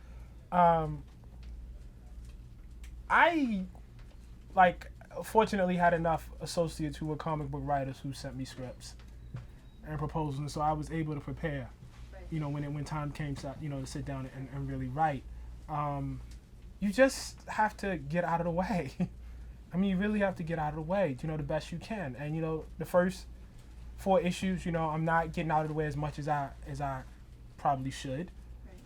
By issue 12, I should be getting out of the way by, you know, a lot more. And by next season, you know, I should be pretty damn good at, you know, just letting Chris and Laura and Brian do what they're supposed to do. You know, that's the main thing. Get out the way. You know, set it up and then, you know, let them do what they do. Yes. I'm always interested in process, especially since you're new to it.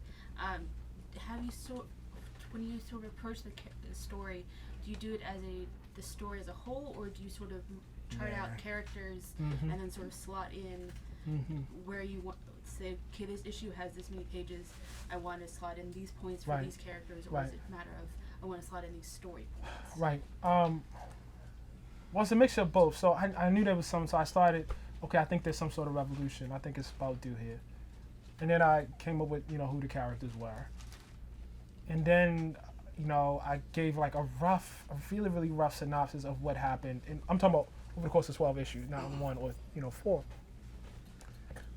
And then I went like scene for scene, you know. And as I was going scene for scene, yes, there's some, okay, is this person being developed enough? Are you getting enough sense of this person? Okay, maybe in this issue, you know, you should like just pause a moment and be here with these people, you know. I think 5, 6, 7, 8. I think there is the last Midnight Angels as the book goes on.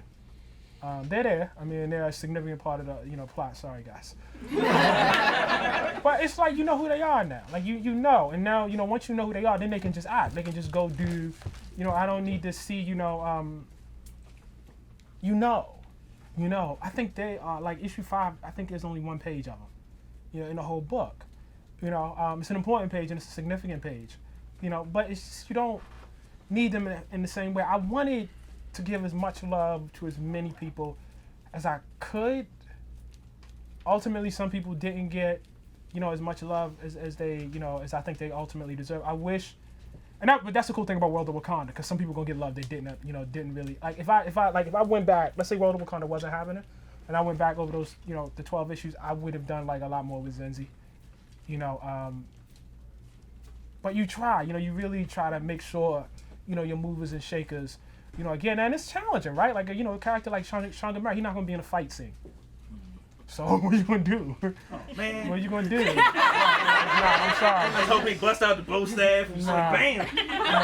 Just start throwing books. No, he's not going to do that, you know? And Ramonda is not going to be in a fight scene, at least not in the way you think she's going to be in a fight scene. Like, that's not what's going to happen. So,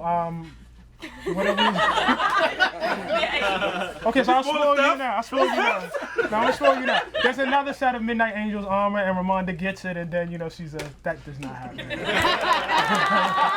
I don't welcome being spoiled on that. I'm like, all right, was ready. let's go.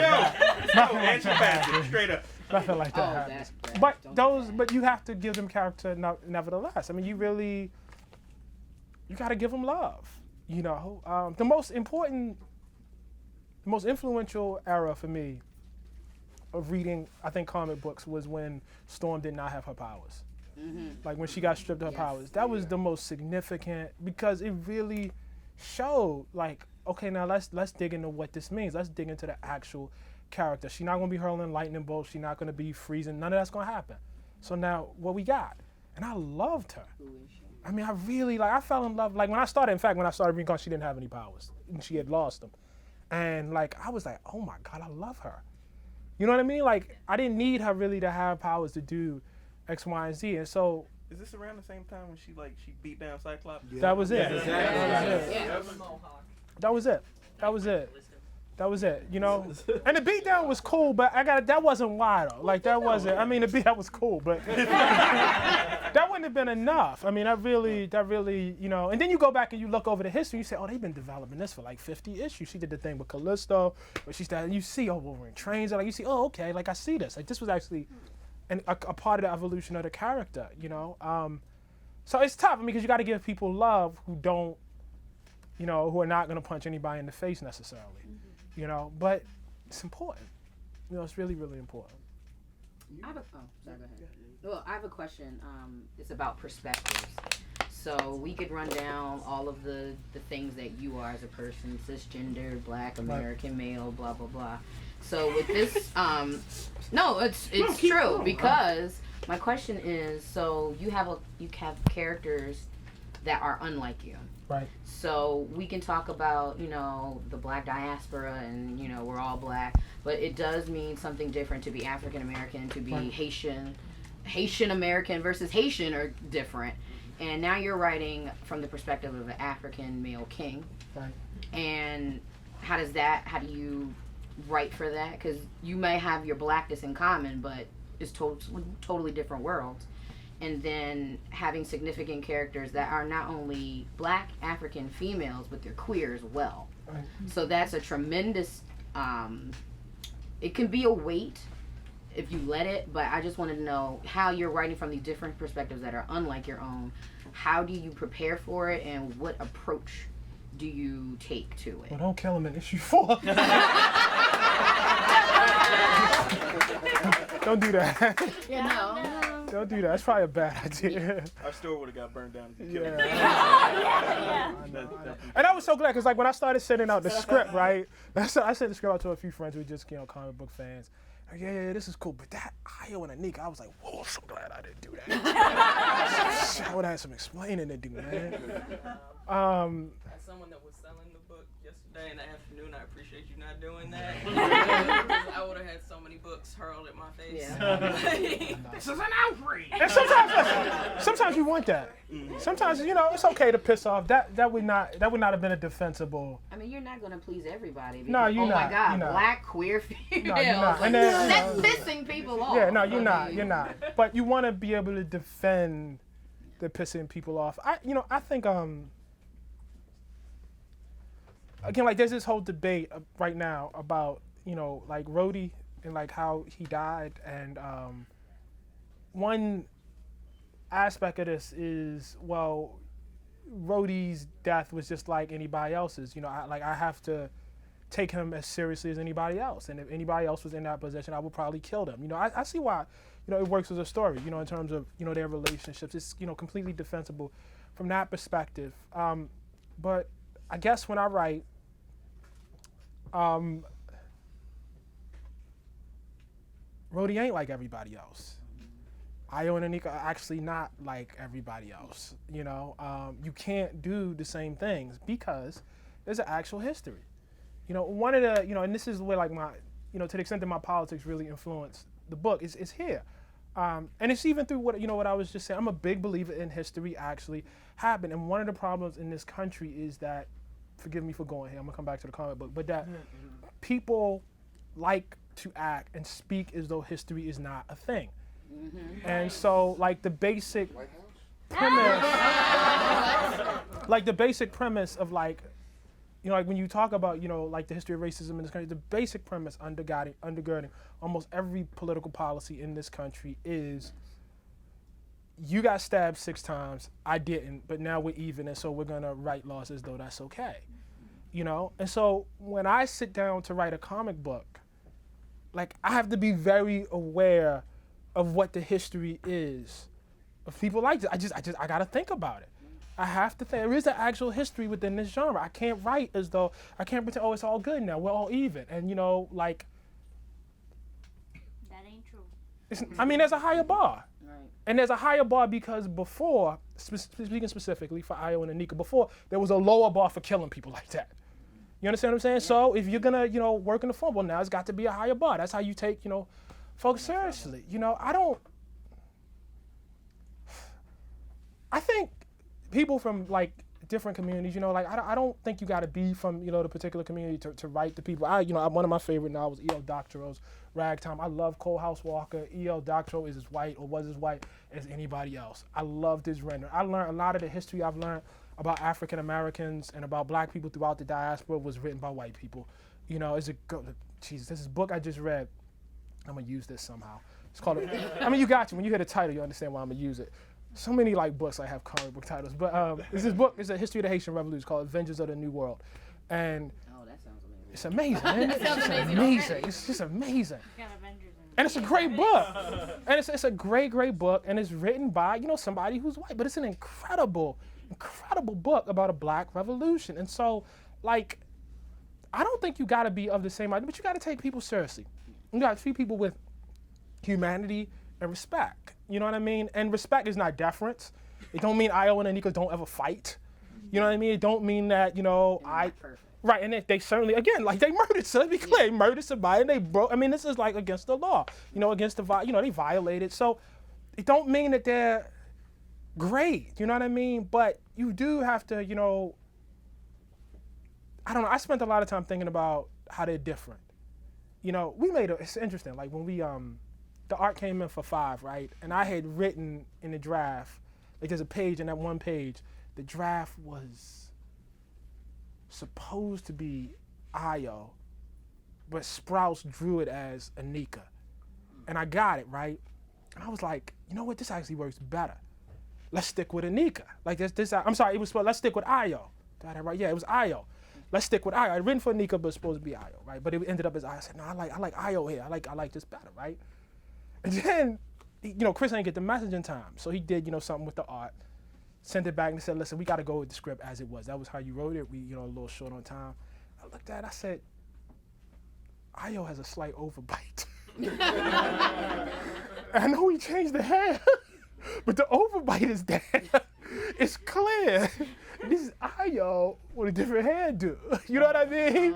Like, it's clear. Like, I understand why we would do this. I got it. You know, it's the first issue, but yo, that's Ayo. That really is Ayo. And in fact, it was Chris's idea, you know, to do it differently. His idea was right. His idea was right. Let's just run with the, you know, with the original page. Let's not do the, you know, the redo. And so, like, I think of them as, like, 2 different people. I think of Ayo as being, like, mad hot-headed. You know, like, kind of like, you know, we gonna go kick some ass right now. Let's go. You know what I mean? And Anika do the same, but she's a little, you know, more chill, a little more. She got a plan. Yeah, she's like, yo, she's She's like, yo, you broke me out? You ain't think about what the hell we was gonna do? You think we were gonna do? She's like, yo, we about to die. Like, I'm gonna tell you what's gonna happen. We're gonna die. And so we're gonna go out like that. You know what I mean? And that's what's gonna happen. And, you know, and then in issue 2, you know, they, you know, free to, you know, the girls were being, you know, held as sex slaves, and then they sit up, and she's like, all right, so what we doing now? She's like, I don't know. She's like, you ain't think about, you know, anything besides, you know, I'm in love with you and I'm gonna get you out. You ain't really think about nothing like that. That's the difference. And that's what they did. They was like, okay, well, let's go hit him. Let's go. He been asking for a while. I don't even like him. I ain't never liked him. he can get it. It ain't really mayonnaise, right? Like, it ain't mayonnaise. Right, It's yeah. not really mayonnaise. And so that made it even easier. You got, oh, this punk dude, he ain't nothing. He this dude pretending. Let's go get him. Let's take him out, and we're going to set up shop over here. Right. You know? I had to spend a lot of time trying to get into, like, their heads. And at a certain point, don't take this the wrong way, but at a certain point, the lesbian factor actually has to go away. And I think this is about like when you're writing outside your identity. Like at some point, like you have to think about it, but at a certain point you can't. Like at a certain point it has to almost be like embedded here, and not like, well, they're black and they would say this, or they're lesbian, maybe they would say this. Like you just have to, even like, you know, when we did like the kiss in the first scene, it's like, nah, it just makes sense. I mean, she ain't seen her in a while. It actually makes sense. Like this is not here to like do something or to, you know, do X, Y, and Z. And even with that, like it was like, listen, man, it's a long history of doing shit like this and being mad pornographic. Like it can't be like, oh, hot lesbians. Like you can't draw it like we can't do that. And he didn't. I'm not saying he did. You know what I'm saying? Like he really did. He made it tender, beautiful, everything it was supposed to be. But at a certain point, that has to go away. Like it has to be like almost buried in the back. It has to be foundational, and then you got to build. You know what I mean? You just got to write them as human beings. You know. I was thinking about, you talked about how, you know, you want to go from the political and you want to get back into the comics, but one of the things that has me so immersed into this book is the clear messaging for at the very least, you know, some sort of social political commentary on the world around us. And if we can, you know, guide ourselves in the text from the first page and look at, for example, the fact that Zinzi's name is the revealer. And we're, on one side, we have these people who believe that she is the person who is inciting rage, and what she's doing, not only by her moniker and by her powers, is recognizing the rage, recognizing the frustration and the anger. And the first thing that came to my mind was, oh my gosh, where have we seen this before? When just simply acknowledging the pain of a person, just simply acknowledging the experience of someone is labeled problematic. The moment we say something matters is the moment that we are supposedly saying that something doesn't matter. Oh, you in church, aren't you? Just do it. So we had this idea, like, you know, and from the first page, it's like to acknowledge anger is, you know, is not to incite it. And then we get this nice panel of one of T'Challa's advisors explaining, like, this is not hooliganism, this is revolution. And the ease with which we oftentimes pathologize the anger and the violence and the frustration of a people without recognizing, like, there's a vision after that, or without recognizing there's a message. So it's this weird thing that you have, right, where it becomes this. I just appreciate how you brought up the fact that there's a clear connection between your experiences with journalism and with comic books, but I can't help but read each page, and I can't help but read each issue with, don't be a menace to my, you know, in my mind with, like, message, you know, just this idea of looking at the world around us, and while it's not necessarily a direct allegory, there's something to be said about a group of people who have been made to feel invisible or made to feel silenced, whose actions are being pathologized when what they're actually trying to do is not only have their experiences seen and heard, but to spark a revolution that changes some of the patriarchal, some of the heterosexist ideals within not only Wakanda, but one could argue within the world outside of the comic book. And it's just, I don't have a question. I really don't but I do feel like, you know, just grounding ourselves in the text and looking at the ways in which we have our black characters, oftentimes our black queer characters, not even breaking the fourth wall on some Deadpool stuff, but clearly breaking the fourth wall in ways that other characters have done, but haven't done in a collective. And just thinking about the ways in which we're getting this messaging through these superheroes. I'm just wondering how we feel about those messages and what we see and what we the illusions that we make, or maybe I'm just like straight up projecting. I think the simplest way to answer that is when you're looking at characters, especially when you're talking about characters of different orientations. You know, when it comes to those who write and those who draw, it's a matter of, you know, doing this character who just so happens to be X, Y, Z, or trying to force the point. And this is one of the things that I've liked about this book is, you know, as you were saying about, okay, well, I'm going to take this factor. I was like, okay, I'm not even thinking about the fact that that has nothing to do with it. These are two characters who are going through some things that pretty much are committing treason. That's more important than I wonder what they're going to do later on when they get to that. That's besides the point, and that's how you can tell when characters are well done is when you're not, when the last thing on your mind is thinking about what they're going to. Really, it's none of our business. But isn't it? But it feels like, especially when you're looking at people who are outside of that dominant culture, and we can define the dominant culture. You have to. It feels like you have to walk the line between identity affirming isolation or identity erasing assimilation. Right. And I'm thinking about so the thing that comes to my mind when I'm actually pushing back on the idea of just happen to be, because I'm tapping into like Langston Hughes' The Negro Artist in the Racial Mountain, where he's basically calling out. Some people argue it's Countee Cullen, right? When he's like, I just want to be a poet who happens to be black, and Langston Hughes is like, no, pause all that. As a matter of fact, hold fast to who you are. And then at the end of this piece, he argues, whomever approves, whomever disapproves is cool. It doesn't matter. Walk the fine line. Yeah, you walk the fine line. But so it's this sense of, I really do appreciate the idea of don't worry about it, and at the same time, there's this feeling of, but I need you to worry about this. Yeah. We need to worry about it, but we don't need it forced upon. We don't need it foisted upon us like, I got to shove it down your throat. The reason that they're committing treason is because they're queer. I mean, they are a subculture of a major culture, and they do not feel represented. I mean, I don't know why they killed the guy. Wasn't it because they're going to be found out? I don't know. Because he was a rapist. Yeah, he was a rapist.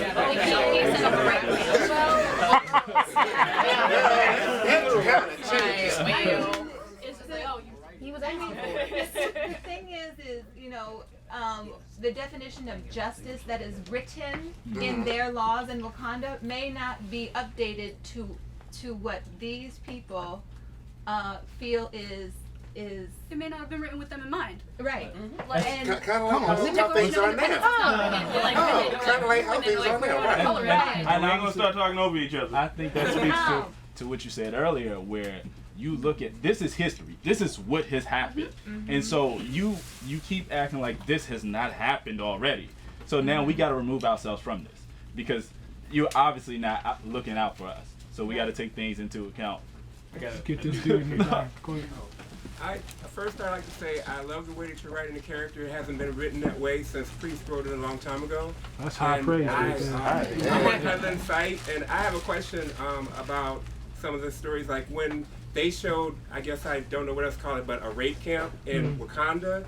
I'd like to know, what is your perspective on the rape camp as far as why T'Challa doesn't know about it, and why, like, the way that Priest wrote it, which I know is not the way you're writing it, but he wrote him as being a man, a king, who always was 5 steps ahead of everybody in the room with him.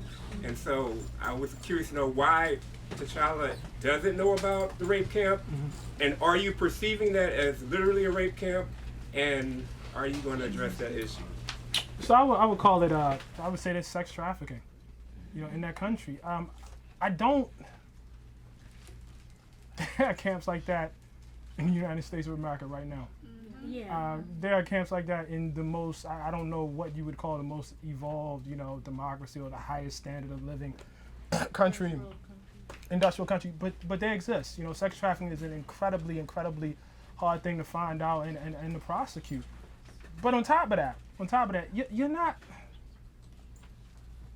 talking about like Wakanda 10 years ago, and I'm talking about like in the comic book 10 years ago. I mean, you are talking about, like, I don't know how you guys read those pages, but when I, read, like when I think about a major flood, like killing a lot of people, when I think about like the kind of societal disruption that a dude like Moreland must have, wreaked when he just cutting a swath through the country, just slaughtering people. When I think about what must have happened, again, because this is how I got to think as a writer, what must have happened when Doom is able to, effectively inspire a coup in a country, when this dude's uncle is shot, when the queen is killed, when all of, his people around him, his 2 closest lieutenants, are killed in battle. And then after that, you get Thanos, I mean, that would have been enough, honestly. I really, really would have given it up. You get Thanos, you know, coming through with a whole crew. The world does not help them out. World don't help them out. Just leaves them there. Thanos comes through with a whole crew and levels this country. And this is a country whose very identity was we have never fallen. Do you understand? Like, what sort of psychological, and I don't mean permanently psychological, I don't mean like neurological, but I mean in terms of like your basic idea of how you think about it. I mean, it's said, you know, several times in the book, you know, we failed at protecting the people. And like, that's true, right? Yeah. And I don't mean that as like a personal condemnation. That's not because T'Challa's a bad guy. It's not because T'Challa's weak. That's because the god of death came through with a whole crew. That's because, you know, Namor with the Phoenix Force. I mean, this is serious stuff. This ain't like a pickpocket. You know what I mean? Just came through and felt like crime rose for a second. I mean, this is major, major stuff. And so the idea that even in good times, people aren't necessarily aware of every particular act of sex trafficking that's happening in a country. Certainly in times when your country has been so horribly destabilized. I don't want to minimize like sex trafficking, but T'Challa had bigger problems. I mean, this is not, you know, like the sergeant in a precinct. You understand what I'm saying? It's not Obama, for instance, responsibility, you know, to make sure that, you know, say sex trafficking is not happening in Baltimore. That don't mean you don't take it seriously. It don't mean it's not a serious thing. It's just that, yo, he's the president. Yo, this is the king. This is the king. You understand what I'm saying? And that's to say nothing about all the responsibilities that this dude has beyond Wakanda. That's not to say nothing about the Ultimates. You understand what I'm saying? This dude has so much on him. And like as I'm talking to you, like I'm feeling it. Because like when I was writing, I'm like, I could feel it. Like I was like, oh my God, that kind of sucks. You know what I'm saying? Like it kind of sucks. And it's not out of any sort of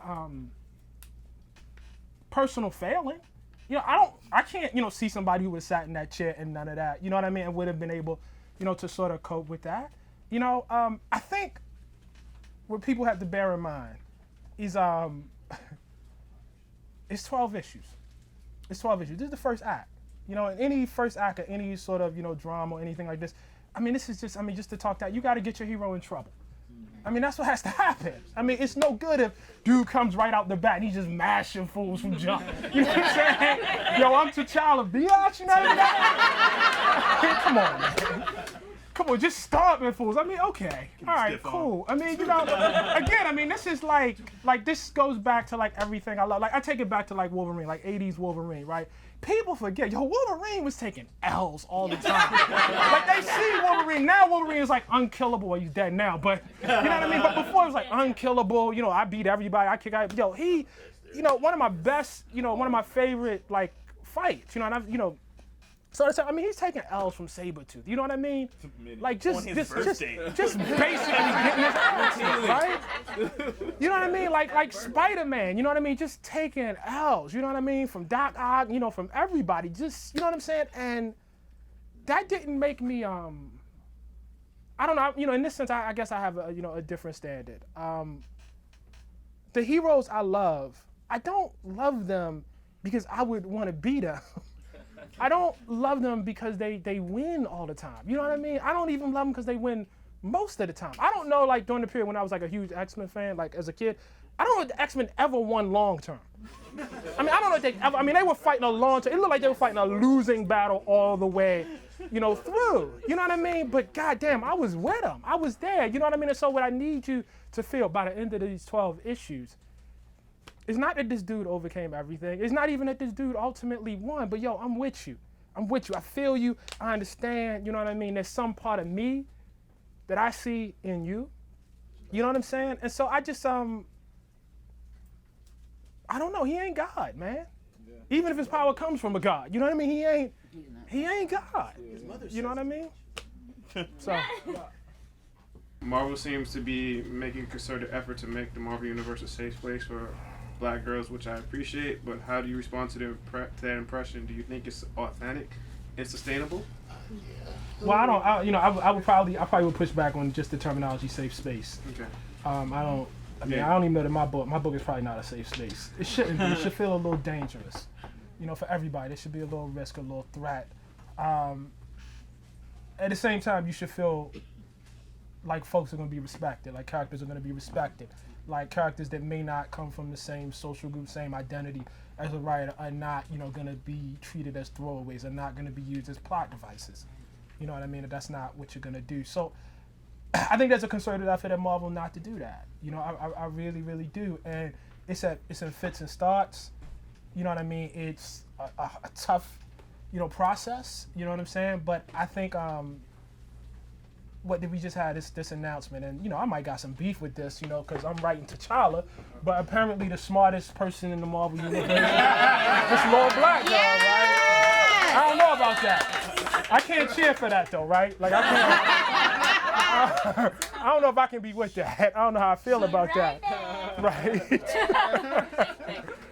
But that's a thing. That's a thing that actually happened. I mean, Ms. Marvel, is an actual success. That's a thing that's actually happening. Roxanne, I mean, it was easy. I was very ultimate. I mean, I didn't think it was gonna be easy, but it was, and I didn't think it was gonna be hard on Marvel's part. I thought, Roxanne, with so much, going on in her life, I didn't know that she was, a lot of good things going on in her life. I didn't know she was gonna want to do it. But I had lunch with Axel a few months back, and he said, listen, if you know people outside the genre who you think, might be able to do this, let me know. Let me know. So, I mean, I with huge respect for Roxanne, and not just with huge respect for Roxanne, having already in mind that the first thing we should do in World of Wakanda should be open up the Midnight Angels a little bit more. People really like that, so let's open that up a little bit more. I wanted to see Roxanne do that. How much of that do you think is goodwill because you just sold 300,000 copies of Black Panther for them? But you know what? I can't really attack them for that, right? No. Like, I mean, it's like. I just mean, how much of that was your personal, their goodwill and political capital? I mean, if it sells 10,000, obviously you can't. I mean, if it sells 10, I mean that ain't. But I mean, that I wouldn't. I can't really get mad at them about that because they're in the business of selling, books. I mean, they have to do. I mean, I don't think the argument is you should do this as a favor. I think the argument is, there's a huge audience that you just ain't serving. I mean, I think that's actually. It's a good business. Yeah. I think that's the argument. I mean, there's an artistic part of that too, but I don't have any problem with that. And I thought people would be really, really excited for Roxanne. Yona, who's writing the second story in the book, is not, as well known. But I think, because I know Yona's writing, I think when people see the story, they're gonna. Oh yeah. It's gonna be, I mean, because we have this discussion, me, Roxanne, and Yona, we talk quite a bit, and I think, and I think everybody in agreement with this. It's nice, to get the press when you get signed on, because I got that when, I got signed on for, Black Panther. But the book better kick ass. I mean, it's no point in being all diverse and sucking. Like that's just not. That don't help nobody. Diversity with bad books, that does nothing at all. You know what I mean? You just gotta, you gotta come out and you gotta punch fools in the face, and it's got to feel that way. You know what I mean? So it's not a favor to have Roxanne. Roxanne's doing Marvel a favor. You know what I mean? And the issue has to look that way. Like it's got to convey, you know what I mean? Like they gotta feel, we are so happy to have y'all here. You know what I mean? Not like, what in the hell just happened here? So right here, right there. Yeah, so as I'm reading the book, I see the shit hitting the fan, right? Right. And I'm wondering, who else is paying attention? Because I know, the Western world has kept a really keen eye on Wakanda. Right. And, I'm wondering if, United States or, some other nations, Wakanda's in turmoil, that might be right for a regime change. Right. Oh, no. Yeah, plenty of people are paying attention. They've been paying attention. Yeah. And you'll see that'll come out. That'll come out, yeah. Of course they're paying attention. So one of the reasons that you have all the space and the freedom to do this world building and tell these damn stories is because you're not getting sucked into line-wide crossovers. Right. Even though T'Challa is doing Civil War stuff. Right. Was that something you had to negotiate with them? No, they I would love to sit here and tell you about all the struggles I had against the man. And did they just give you a one crossover grace period when Civil War 3 happens? No, they said, yo, you do you. They really did. I actually kind of I was nervous about doing that because I wanted this to be good and I didn't want to make, it was already a hard job. But I'm looking at Civil War and I'm like, damn, I wish I had done a couple one shots or something like that. I'm kind of feeling like that. I wanted, and maybe I kind of wish I had a thought more about maybe there was crossover potential. I know that like leaves a bad taste in a lot of people's mouths, but I don't think it has to. You know what I mean? Like I think if you can naturally make it cohere. Yeah, I think it's only when it's forced. Yeah, and they did, and nobody was forcing me. So maybe I could have spent a little bit more time thinking about whether that worked. You know, they asked for input on like when I was at the summit about where T'Challa ultimately falls down on the sides, and I gave my input on that. And you know, and then folks write the story they're gonna write. So, yeah, and then you. Nuts and bolts question. You look at the newest issue. You have a map of Wakanda, right? And I'm wondering, like, there's no legend. Like, you don't know how big Wakanda is, just from like a mileage standpoint. Right. I guess kilometers, or in this case, it's not America. Right. And my question is that intentional? Like, do you not want us to know exactly how big it is, or how the political system coherently works? No, when that's it's not. supposed No, to be working, in my mind, like that will not be the last time you'll see the map, and there'll be different maps, and those maps will convey different information. That map conveys that information right now, which is kind of related. I guess is that is issue. So it's more related actually to issue 3 than issue 4. I hope that there'll be other maps. It won't be in every issue, but I hope maybe every few issues we can do a different map, say some different things about the history, say some different things Quick about Wakanda. follow-up. Do you actually have notes somewhere squirreled away for you that Yes. you know how big this is and how long it takes to get from X to Y? Yeah, sorta. Yeah. I do. Much more about the history though and the geography, and I have a great person to talk about this, and you guys, God, y'all, I can't wait for y'all to see it. Not that I've seen it, but I just know it. A great I'm trying to say this without name dropping. I've talked a lot to Ryan about the movie, that he's doing, and no, I just not. So let me just kill something right away. I'm not working on the movie at all. And I don't. And not only am I not working on I don't need to. That dude's a genius. I don't know if y'all saw Creed, but but Ryan does not need my help at all. He really don't need me to I get to are you rewrite? You don't know. No, it's in good hands. What I mean? Don't let me come in and muck up anything at all. But the level of lore that he has for that movie is incredible. I mean, it just is. I mean, in a deep sort of way. And so Creed meant a lot to me. that movie's gonna be great. That movie's gonna be great. I haven't seen any. It's gonna be great though. I guarantee you, it will be great. We bumped the soundtrack here in the store for the previous book club. Right. I think Chris, was it the second? It was the score. Yeah. Because that dude killed it. Yeah, he did. No, the score is incredible. I want that dude to do the music for Black Panther. And there's the scene when he goes to see Rocky with the bikers. Yeah. Dude, when his Rocky montage turns into a Rough Riders video. And Rocky's in the window in cheering, the and it's no, it's great. And he's punching the air, and the joints are cycling up. The coolest thing is when he's running, and you see, and I watched it. My son know, I watched it with him. When you see he's running for a second, it's this bright shot, and you see the ATVs go up, and it goes da-da-da-da-da, the dude is holding the joint out. It's sick. So you can imagine that sort of spectacle with T'Challa. I mean, he's gonna murder. I want murder everywhere. Yeah. I expect that. I'm just going. Ryan gonna kill me. I expect that to be the best Marvel movie. I just really do. I really do. I think he's gonna do it. Would you do a cameo if he asked you to? I don't know anything about that. No, you know what? I'm trying to write my book, man. I'm trying to write my book, and I'm trying to let people do what they do, and this is hard enough. It's hard enough. Just stand in the back like a random advisor. Random matter. I'm trying to. All you gotta do is just nod. I'm just trying to write my book. I'm trying to write my book, dude. Yeah. If they find a way to shoehorn Stanley, they will walk out. They said 98% black. They didn't say they got 100. They will. They will. Go ahead. First and foremost, my girlfriend says hi. You gotta make sure you got it. Speaking of the same thing, I think Megan was talking about it earlier. We were talking about representation, not only in what's going on with Marvel, but what's going on in this book. Will we see more deep cuts of stuff from the Pantherverse, or will we see like more new additions to it as we go on to as we progress during the story? I'm sorry, you gotta define deep cuts for my. I'm just thinking. I'm gas. like. I think Kyle. B-sides, like what, like I think Kyle wants the Panther God to literally just show up. Just hello, are we gonna have like? Are we gonna see like some? I guess I want to say new characters, maybe stuff that wasn't necessarily something that was back in canon. Like what would be? Oh, you mean like that? And I say that because like Hunter, Queen Divine Justice, all of that. You might. Thank you. I don't. Not.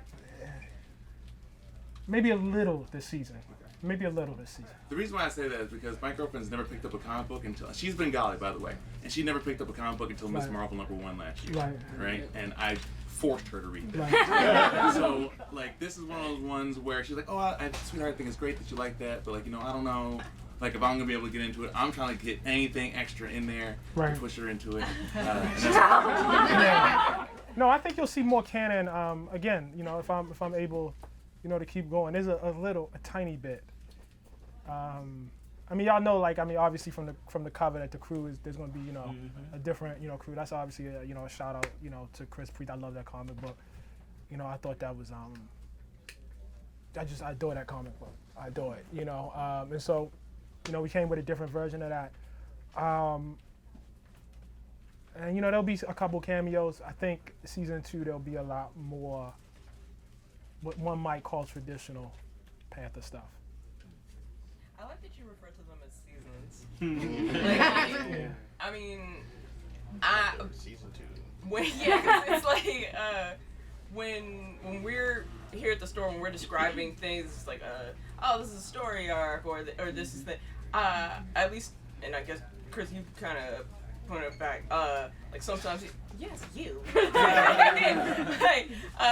sometimes we'd slip up and say like, oh, well, the next episode, and then you catch yourself and you're like, oh no, the next issue, but I kept like going. It's totally TV. It is, it is. I tune in. Yeah, because, it's different from TV, obviously. It's like, but it's on a monthly schedule. That's how Diamond gets away with things. Yeah, and I guess when you look at the structure of a comic book, it's like, here's your first story arc, which will be your first book, which could kind of be equated to, oh, I'm gonna binge this season. In terms of, since this arc just ended, do you feel, for the people that are gonna eventually pick it up as a trade, that they might get a different experience with the characters that Probably and so. the way that they're written? Yeah. Probably so. I mean, you have to, right? Because it's all right there. Yeah. And then you keep going. Like one of the important things for me to do, actually, is I actually talked to Ryan about this. It's so funny when I showed him the pages like from Ramonda, and it's so funny like people's react to that. Like he's looking, he's like, no, not his mom. And it's funny because I was thinking about this, and I was like, do you say what happened to her, or do you leave it like for the next issue? Do you leave it like we don't know if she's dead or alive? Yeah. And I was like, I hate when people do that shit. Just tell me. Like, don't have me like sitting around like this. Like, if you're gonna cliffhang for a reason. Don't cliffhang. Don't like. I sort of like the little bit of Lost I watched. Like, I sort of hated that. Like, I hated how everything was. It's like either you like the comic book or you don't. You know what I mean? And if you like the comic book, I'm not going to get you to come back by frustrating you. You know what I mean? And if you don't like the comic book, then, I lost you. Yeah. Kurt Vonnegut had this rule about writing where it was like, only use as much suspense as you have to. And so, I felt, I don't know. Like, I really, for each issue, I tried to tell you as much as there was room to tell you.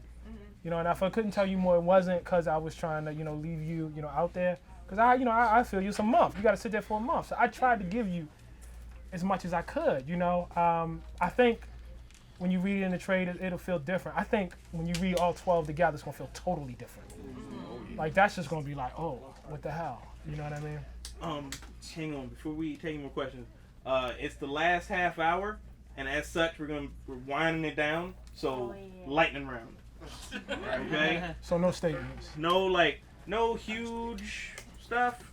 Get in, get out. Go.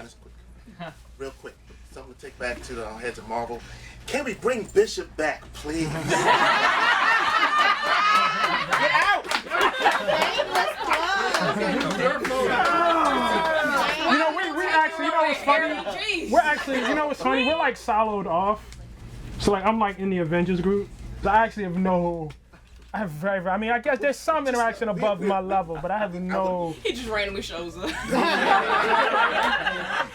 You're like, I'm Hi, y'all. What's up? That's above my pay grade. I got my original name. I'm on back yet. I'd like to know, are you a big fan of the old Chris Claremont idea to put Black Panther with Storm? And do you plan on putting them back together at some point in your life? You think I'm gonna answer that? You think I'm gonna answer that? No. You're not a fan of the old idea? Well, I can discuss that. I can tell you. It's different being, you know, I said this at the beginning. It's a difference between being a writer and being the fan. As a fan, as a reader, no, I wasn't not a fan of the romance. I was not really a fan of the marriage at all when it happened. You know what I mean? And I guess I was kind of not a fan of the romance either because. May I ask, would you rewrite their romance? Because their romance needs to be rewritten. It wasn't strongly written. The romance needs to be rewritten. Yeah. Maybe you're the writer to rewrite it. Yeah. Well, we'll just have to wait. We'll just have. You never know. You never know. You never know what can happen. They need a real writer to write. You know. But I feel like one of the things was like when I became the writer, it was a clear thing that had happened. The romance had happened, and at that point, I'll just say I felt a little differently. You know, once it became like the character and the character's history. The history is yours now, so it happened. And there are consequences. What I would say, there are consequences for the fact that it happened. That's what I'll say. My man right here. Armand, I know that you're focusing on the Panther and what's going on with him now and what you hope to be your arc. I'm just curious if you'd ever do creator-owned. And the reason why I enjoy Panther is because it is a slow burn. It's much more world building. It's much closer to an image book like East or West or Lazarus, where it's kind of like there are deeper issues there that get teased out, and the action matters because the action is an exploration of the larger themes. And I feel like the book wouldn't have been received the way it was if it didn't have all that. Because with Phantom being the way it is, Phantom really like pushes a lot of image, a lot of non-traditional stuff, and it's more like a indie book slotted into Marvel than anything else. Right. I love East West. Yes. And I don't even know what's going on. I don't even know. Like I get that, like it's vaguely post Civil War, and there's a new order. The apocalypse. Yeah. I got that, and then there's this kid, and he's trying to find his kid, and a woman said go find the kid. And I kind of got it, right? I kind of got it. He's on the verge of tears. But this is like, actually, you know, like Hickman's style of writing. That sort of, you know, you just sort of like that's. I just say that had a huge influence on how I wrote Panther. Just the idea, just get lost in the world. Some things you will not understand. Maybe when you go back, you'll see it. Like it's okay. Just live here for a minute. Just chill. I mean, I'm not opposed to doing creator own, but I gotta get this right, B. Like this has to work. You know what I mean? And until once this works, we have all those other conversations about like other projects. There was one particular issue at East or West. Where it just detailed all the world. It was actually called The World. It was one shot, and they had all the history, like the fact files, all that stuff. Would you ever consider doing something like that for Wakanda? No. I would never do that. You know, I would never do that. I would never do that because I feel like that takes away from you. Like, when I was a kid and I would read, like, I would fill in the gaps. Like with my imagination, you understand what I'm saying? Like there'd be things that wasn't told. Maybe this happened here, maybe this happened there, and I would like imagine, where things were and what.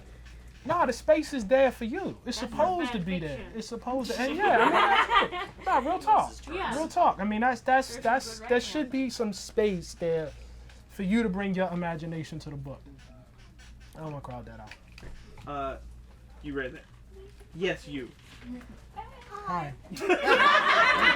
I'm like trying to contain my excitement. Project. Holding on to questions for like ever. But for those of us who are studying Africana studies, should we continue to look forward to seeing echoes and glimpses of the African tradition, like the Jalia and the hell yeah, issue? hell yeah.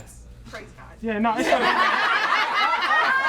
what I live for. No, it's like I just freaked out when I saw that. I was like, does this say Jolly? Is this Yeah. for real? Can I go take this back to my Yeah. professor?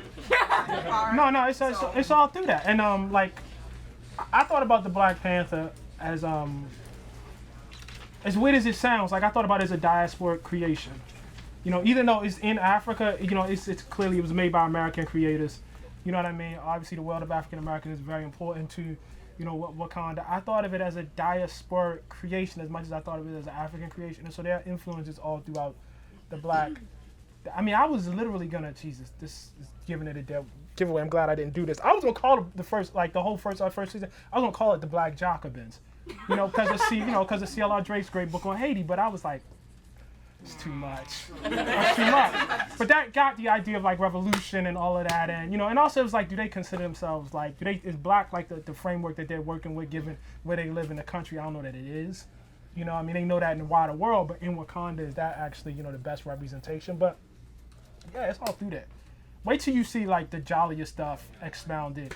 I mean, it's gonna be stuff like on the Battle of Ottawa. It's all sorts of crazy stuff in there. Yeah, you'll like it. Yeah, no, it's all through that. Bro. Actually, following that question, there have been like lots of conflicts of like I just recently actually learned about, like, for example, the Rwandan genocide. Right. I didn't learn about that until I watched it in one of my elective classes. Right. So we didn't even really talk about it in my world history class. Right. And it's like, will things like those terrors, like, you know, I know how, like, you know, Thanos came over, Dr. Doom, yeah, but will there be like those types of terrors that come from like, oh, revolution, but then you have like people who end up just slaughtering people in masses to like the point that it's like a whole road is full of dead people? Probably not. Yeah. Just because it's been I feel like the one thing, like, again, like in season 1, I am writing out of history. Again, if I'm lucky enough, by the time you start getting to season 2, season 3, like now it's your own history. I think that's been the past 5, like, and I'm talking about like literally written years, not time. But there's been a lot of that in Wakanda. Right. This is a response to that. I don't know that, like, I don't think I gotta heat that much more in the country. I think they've had it. Brand or Carlo? Rock, paper, scissors? Okay, thank you. So, kind of on the topic of it, delving into more religion and philosophy that was just brought up, I, in this issue, really enjoyed reading the discussion that happened between Chanjamir and Ramonda, and going through their own history and just how deep it goes in the past, shape the present where they are now, the idea of the Wakandan monarchy, and that how you can see that very much in what might happen in the future of Iran, and even how Tatu interprets it, as he saw in his discussion with the Midnight Angels. My question going with that is, when's T'Challa going to get involved in that? Because you feel like T'Challa is very much an observer in these philosophies playing out as they are. He is either acting around them, seeing them unfold in real time, and just reacting to them and not getting to show a perspective. And it's kind of been made clear in both this and in Ultimates that T'Challa as a character is someone with varying types of opinions and ways to act and act harshly, but at the same time is a thinker. I really don't want to see where he'd play out in talks like that. Issue 5. You got it though. Actually, there's a little bit of that in issue 2. In that action scene where he's narrating, like there's a little bit of that in issue 2. There's some of it in thank you. There's some of that in issue 4 when he's having a conversation with Ramonda. You will see a lot more of it in issue 5 and going forward. You know. All right, Brent. So, 2 related questions. What is the virtue of having the season approach? You know, 12, and specifically your 12-issue season. And was that an idea that you brought to writing this book, or was that an idea presented to you when you said you were? I did bring it, but Marvel has been talking about it before me. Axel has been talking like that before me. I didn't know. It made it much easier for me to get my head around it. You know, and also it gave me like, you know, and I didn't know whether I'd actually be able to finish, but it gave me in my mind a clear point of focus. Right. It's okay. You have to feel like I'm going somewhere. You know what I mean? Like, and I have to feel like I need that in order to write with confidence. So I had to have a firm end in mind, at least for the events that are set in motion in issue 1. Right. A direct result of the paucity of black characters, or black superheroes, or any superhero who's outside of the dominant culture, and I would say experience out within society, is that oftentimes they have to represent like everybody. Yeah. And because of that, there's almost this push of, because you're representing everybody, you need to be the epitome of this society of perfection. For the longest time, I've thought of and I've seen a Black Panther as like, well, he has to be the epitome of black perfection. And in this story, we see not only T'Challa being human, being vulnerable and flawed, but even in the conversation between the Queen Mother and Shangamire, where she talks about how she has not seen or not heard of a kingdom that is without its obfuscation, that is without a level of built on truth and candor. Built on truth and candor, and how conscious, not how conscious, sorry, but like, do you find yourself thinking about the ways in which you are developing three-dimensional characters of color, and in many ways challenging this idea of everyone must embody perfection because there is such a rare, I think one of the things that's happened is we as African Americans, in the imagery, it's just been so bad. It's just been so bad, and I think, like, I know that like there's a desire, like you read about Wolverine just running through people and just kicking everybody's ass, and it's like, yo, why can't we get that? Why can't we have that? You know what I mean? Right. Can't we just go out and be the badass motherfuckers that what I mean, that we know we are and that they get to be? Why can't we play that position? And I guess there are books for that. I can only be the writer I am and tell you that don't interest me. I just there's no grand philosophical right here, but that one of the things I've become aware of is that people read comic books for different reasons, and I didn't understand this. Like, I really didn't get clear. I thought everybody read it for what. There are people, yeah. I mean, but there are people who, and I guess there's nothing wrong. I don't want this to come out the wrong way. There's nothing wrong with this. There are people who to really see somebody get their ass whooped. I mean, that's what they want to see, their hero go and do some damage. Obviously that has to happen at some point, right? But there's not a single character who I fell in love with because of that. That's just not that's not me as a writer. You know what I mean? Somebody else would do something different. I adore, see Wakanda and die. I think it's just fun. It's just fun. You know what I mean? It's just a cool, you see the rest of the Marvel universe, and it also fit within what Wakanda was at that time. Never been Wakanda. It totally fit, and it's a fun story, but it's not what I would do. Do you understand what I'm saying? Like, the comic can only be what the creator is. And one of and I've really gotten away from this, man. I think comic fans, and I say this as someone who has been this way, can be very, very conservative.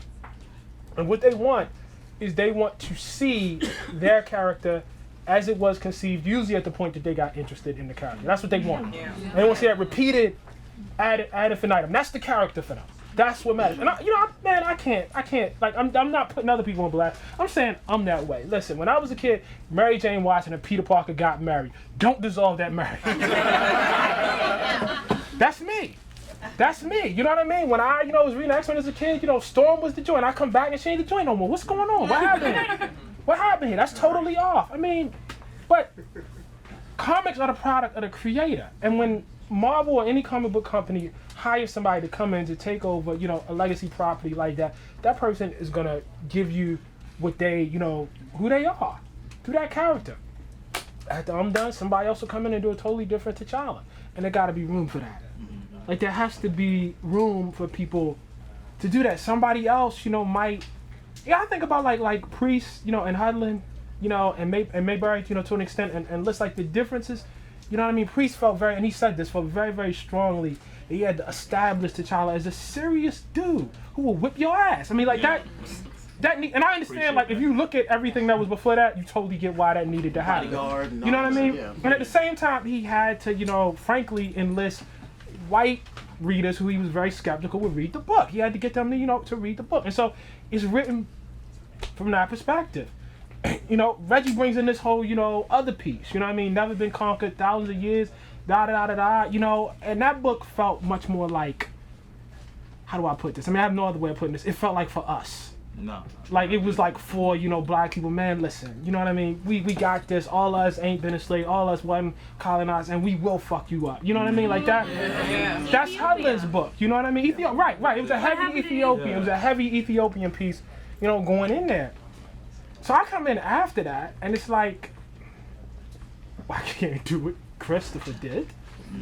I can't do what, Reggie did. You know what I mean? I have to do something different. And so I have to go back through the history, go back through the lore, see how do I connect with this character. Well, one way I connect is sometimes we are tasked to do things that maybe are not necessarily always deeply in our heart, but we're committed to them. Or maybe part of our heart is committed to it, but another part, I mean, that piece, like in issue 4, where he says to, and I'm sorry to go on a tangent about this, but it's important to me. In issue 4, where he says, to his mother, listen, man, I gave up the woman I love. I mean, that's not bullshit. You know what I mean? Like, that's a real, like, thing that when I wrote, like, that when the marriage was dissolved, I mean, even though he says it cold as hell, I can't believe if you're a human being and you married, like, that's how you actually felt. Like, some part of that was you was king. And I know people feel all kinds of way about like how that scene, but that scene happened, and we can't write like that scene didn't happen. Right. So if it did happen, how do you feel? How do you feel? You know what I mean? And there's so many points in the book where I felt like, I mean, you got your father, your grandfather, your great-grandfather telling you to blow a planet up and kill all these people. And in your heart, you're like, yo, that ain't me. That's not me. And yet their logic about what kings do, it was solid. They one point, this is in in the run up to Secret Wars, right. In Hickman's book. That is what king. They do that. They do that. When you're king of a nation, you do sacrifice everybody. You know what I mean? President of the United States, prime thing for him is the safety and the security of the American people. That's it. And we'll do anything to protect. That's what heads of state do. They were not bullshitting about that. Hiroshima. I mean, right. I mean, people do horrible things to protect, but T'Challa is a superhero, and that's a different, morality. So, like, instantly, I was like, damn, maybe it's something there. And at the same time, there's some sort of schism happening in the country where it was supposed to be this, but now it's this. I thought, God damn, that's a rich vein. How can you not write out of that? That's me. That's what I saw. Some other creator would have saw something different, Chris? This is. I'm trying to figure out how to say this. So I'm a very passive fan. Like, I'm one of those, like, I go to the movies, I hear my friends talk about it, and I'm like, oh, okay, and just kind of roll with it. I'm enjoying myself. I started reading this. This is my first true comic book series that I've started reading, and I've gotten into it. And I see it one way, and then I come to the book club here, and it is completely, I'm learning all kinds of new things and hearing all this background. Did you expect, or are you surprised with the book clubs that are popping up and the discussions that are coming from it? Are there others? I mean, they're not as lit as this. Let's be real. This is church. They got destroyed before Secret Right. Wars, so that's Right. not a thing anymore. Let us feign modesty. No, why? Why? No, Why do you cameras? I think like when you asked, like, no, the book is more successful than anything I ever imagined. I just didn't. Well, see, like that's a question about me though. Like, I had some events happen in my life over the past 2 years that made me somebody that I wasn't before. And so a level of celebrity came to me that I did not ask for totally, but it's cool. It's cool. It's cool. You said that. Pretty good. But like some things happened in my life that really raised the profile, and they were happening like right around the time that Marvel asked me to write the book. And so I think that brought some people in. Ask me that question once we get to issue 8. If it's still selling by issue 8, then I'll say, okay, this is a bona fide thing. But right now, I mean, it's still, we'll see. See who comes back and keeps going, I mean, I'll be honest, I was the one that tweeted out to you last month, and when you came back that quickly, I kind of was like, guys? We have a video of our co-owner cursing out loud when she first found out. It's pretty funny. It was just a stampede of feet. Everybody was just like, And you could hear it downstairs, like in the subway. Subway guy was upset. Yeah. He was like, "What are you doing?" And we're just like, "It's a book club, sorry." One black people together. All right, any last questions? Because we do have to wrap this up. I do have a question, just really briefly. You're writing this iconic black character. Are there any characters that you would like to see researched? Because we were talking about this yesterday, and I'd love to see Black Lightning. Right. I'd love to see more Icon and Rocket. So, what kind of characters would you like to see? Milestone back for some reason. I mean, it's still time. We were talking about that yesterday. Are there any characters? Yeah, on the podcast that we did here. Harry and Armand. They're over there. But are there any characters that you would like to see researched? I mean, not necessarily that you're gonna write, but we'd love you to write. I'd love you to write some Black Lightning. I need some Anissa and I need some Pierce family. But anything like that. I think I can't answer. You're right. As I'm talking about Black Lightning. Kelvin. Just a quick question: are you going to NBJ next week? I'm not. You're not? I'm not. No, I'm sorry to miss. I'm sorry to miss. New York Comic Con? I think they're trying to pull that together. I think that's gonna happen. Yeah. All right, Armand. I just have to ask. If I saw you and I get a chance to ask you, I would regret it forever. Are you shocked that people didn't pick up on the beautiful struggle, and they kind of all gravitated between the world and me? No. And the reason why I asked is because I really felt like, for the people who read A Beautiful Struggle, I'm close to the same age as you. Right. I went to Hampton when you went to Howard. Right. So when I saw Chancellor Williams and Destruction of Black Civilization, all the guys I knew who read Beautiful Struggle, they were like, "Yo, that's us. That's our time period." Right. But the world latched on between the world and me as if you had never been writing before. I expect everything to be like The Beautiful Struggle. I mean, I love that book. But that book is amazing. Thank you. No, I'm serious. No, that's not because you're just here, but that was amazing. Like, I latched on more to Beautiful Struggle because it was you and you were telling your story and how West Baltimore shaped you and just how you were a geek growing up and then just having your brothers and sisters and how that family dynamic and how your father shaped so much of you. How he wasn't perfect, but it was.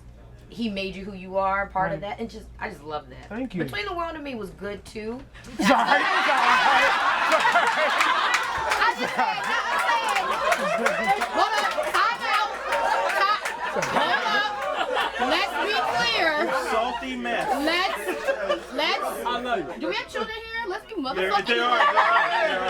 Let's be mother effing clear. I'm not saying that was an awful book. I'm not. I'm not. No, because I felt that fire, and that fire is what's burning me. You don't listen. You have. So, let me be. You got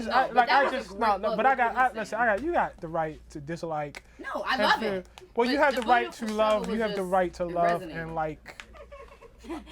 Whatever you want. You know what I mean? It's ultimately though. Those books are. Listen, I'm just trying to express. Yeah, they're and then some people will like. They're very different. You know what I mean? And some people will like them, and some people will not. You know what I mean? And that's cool. In terms of like the success, I was completely floored by Between the World and Me. I was floored by Black Panther.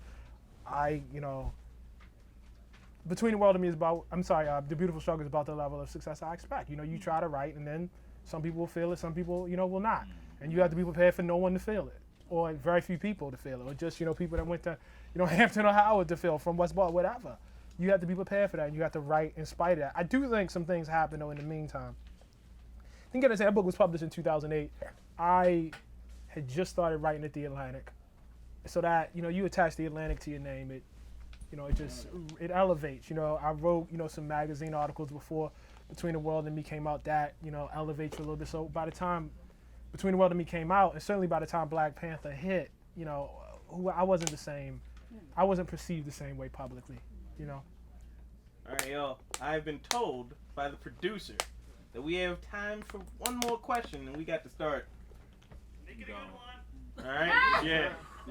What's your favorite color? Don't do that. So, no, nobody up here because we've kind of been talking. So somebody that ain't asked one, please. Yeah. What's your favorite color? Can we ask Eric, So for a lot of writers, especially with books that are that have a philosophical sheen like Black Panther does, there's a character that's kind of, for lack of a better word, their mouthpiece character. The person that person is saying the things that you're actually thinking that explains your view of the world. For Black Panthers, they're a particular character. Every single one. Everyone. All of them. All of them. From Io to Anika to Zenzi, who doesn't even talk that much, to Tatu to T'Challa. Every single person is... I love them all. I really do. I really, really do. And there's some of me in each and every one of them. And it really needs to be that way. You know what I mean? You gotta do justice. I mean, you can't... It's not interesting to just read somebody's foil. It's just not interesting. You know what I mean? For me. For me, you know? And so,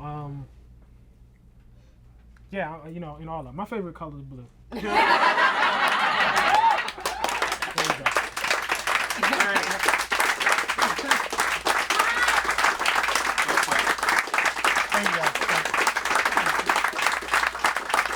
All right, I'd like to just thank you all for coming out, as always. This doesn't happen without you. All right. Wait, can I just say, I don't know if this is still being filmed or not. It looks like it's not. So, I'm just gonna I just shout out a few of my favorites, and you guys are probably already up on this, but I just want to say I gotta shout them out because they're the books that, you know, influence me even as I write now. Wicked and Divine, I just adore. That's everybody. I already shouted out Black Widow, which I think is great. Vision, I think, is incredible. And I think Mockingbird is the most underrated comic. Yep.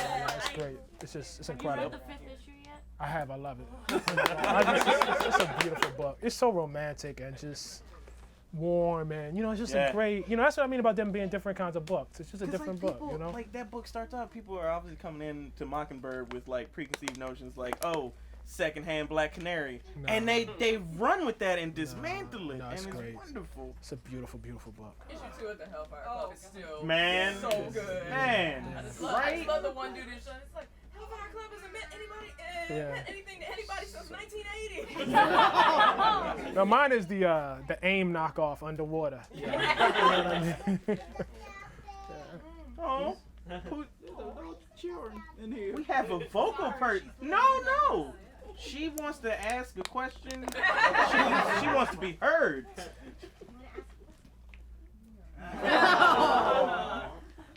Thanks, guys. Thank you all. But yeah, thank you all for coming out. Next week, Black Excellence Club Ultimates. Yes. Right? Yes. Right? So come out for that, and we'll see you next week.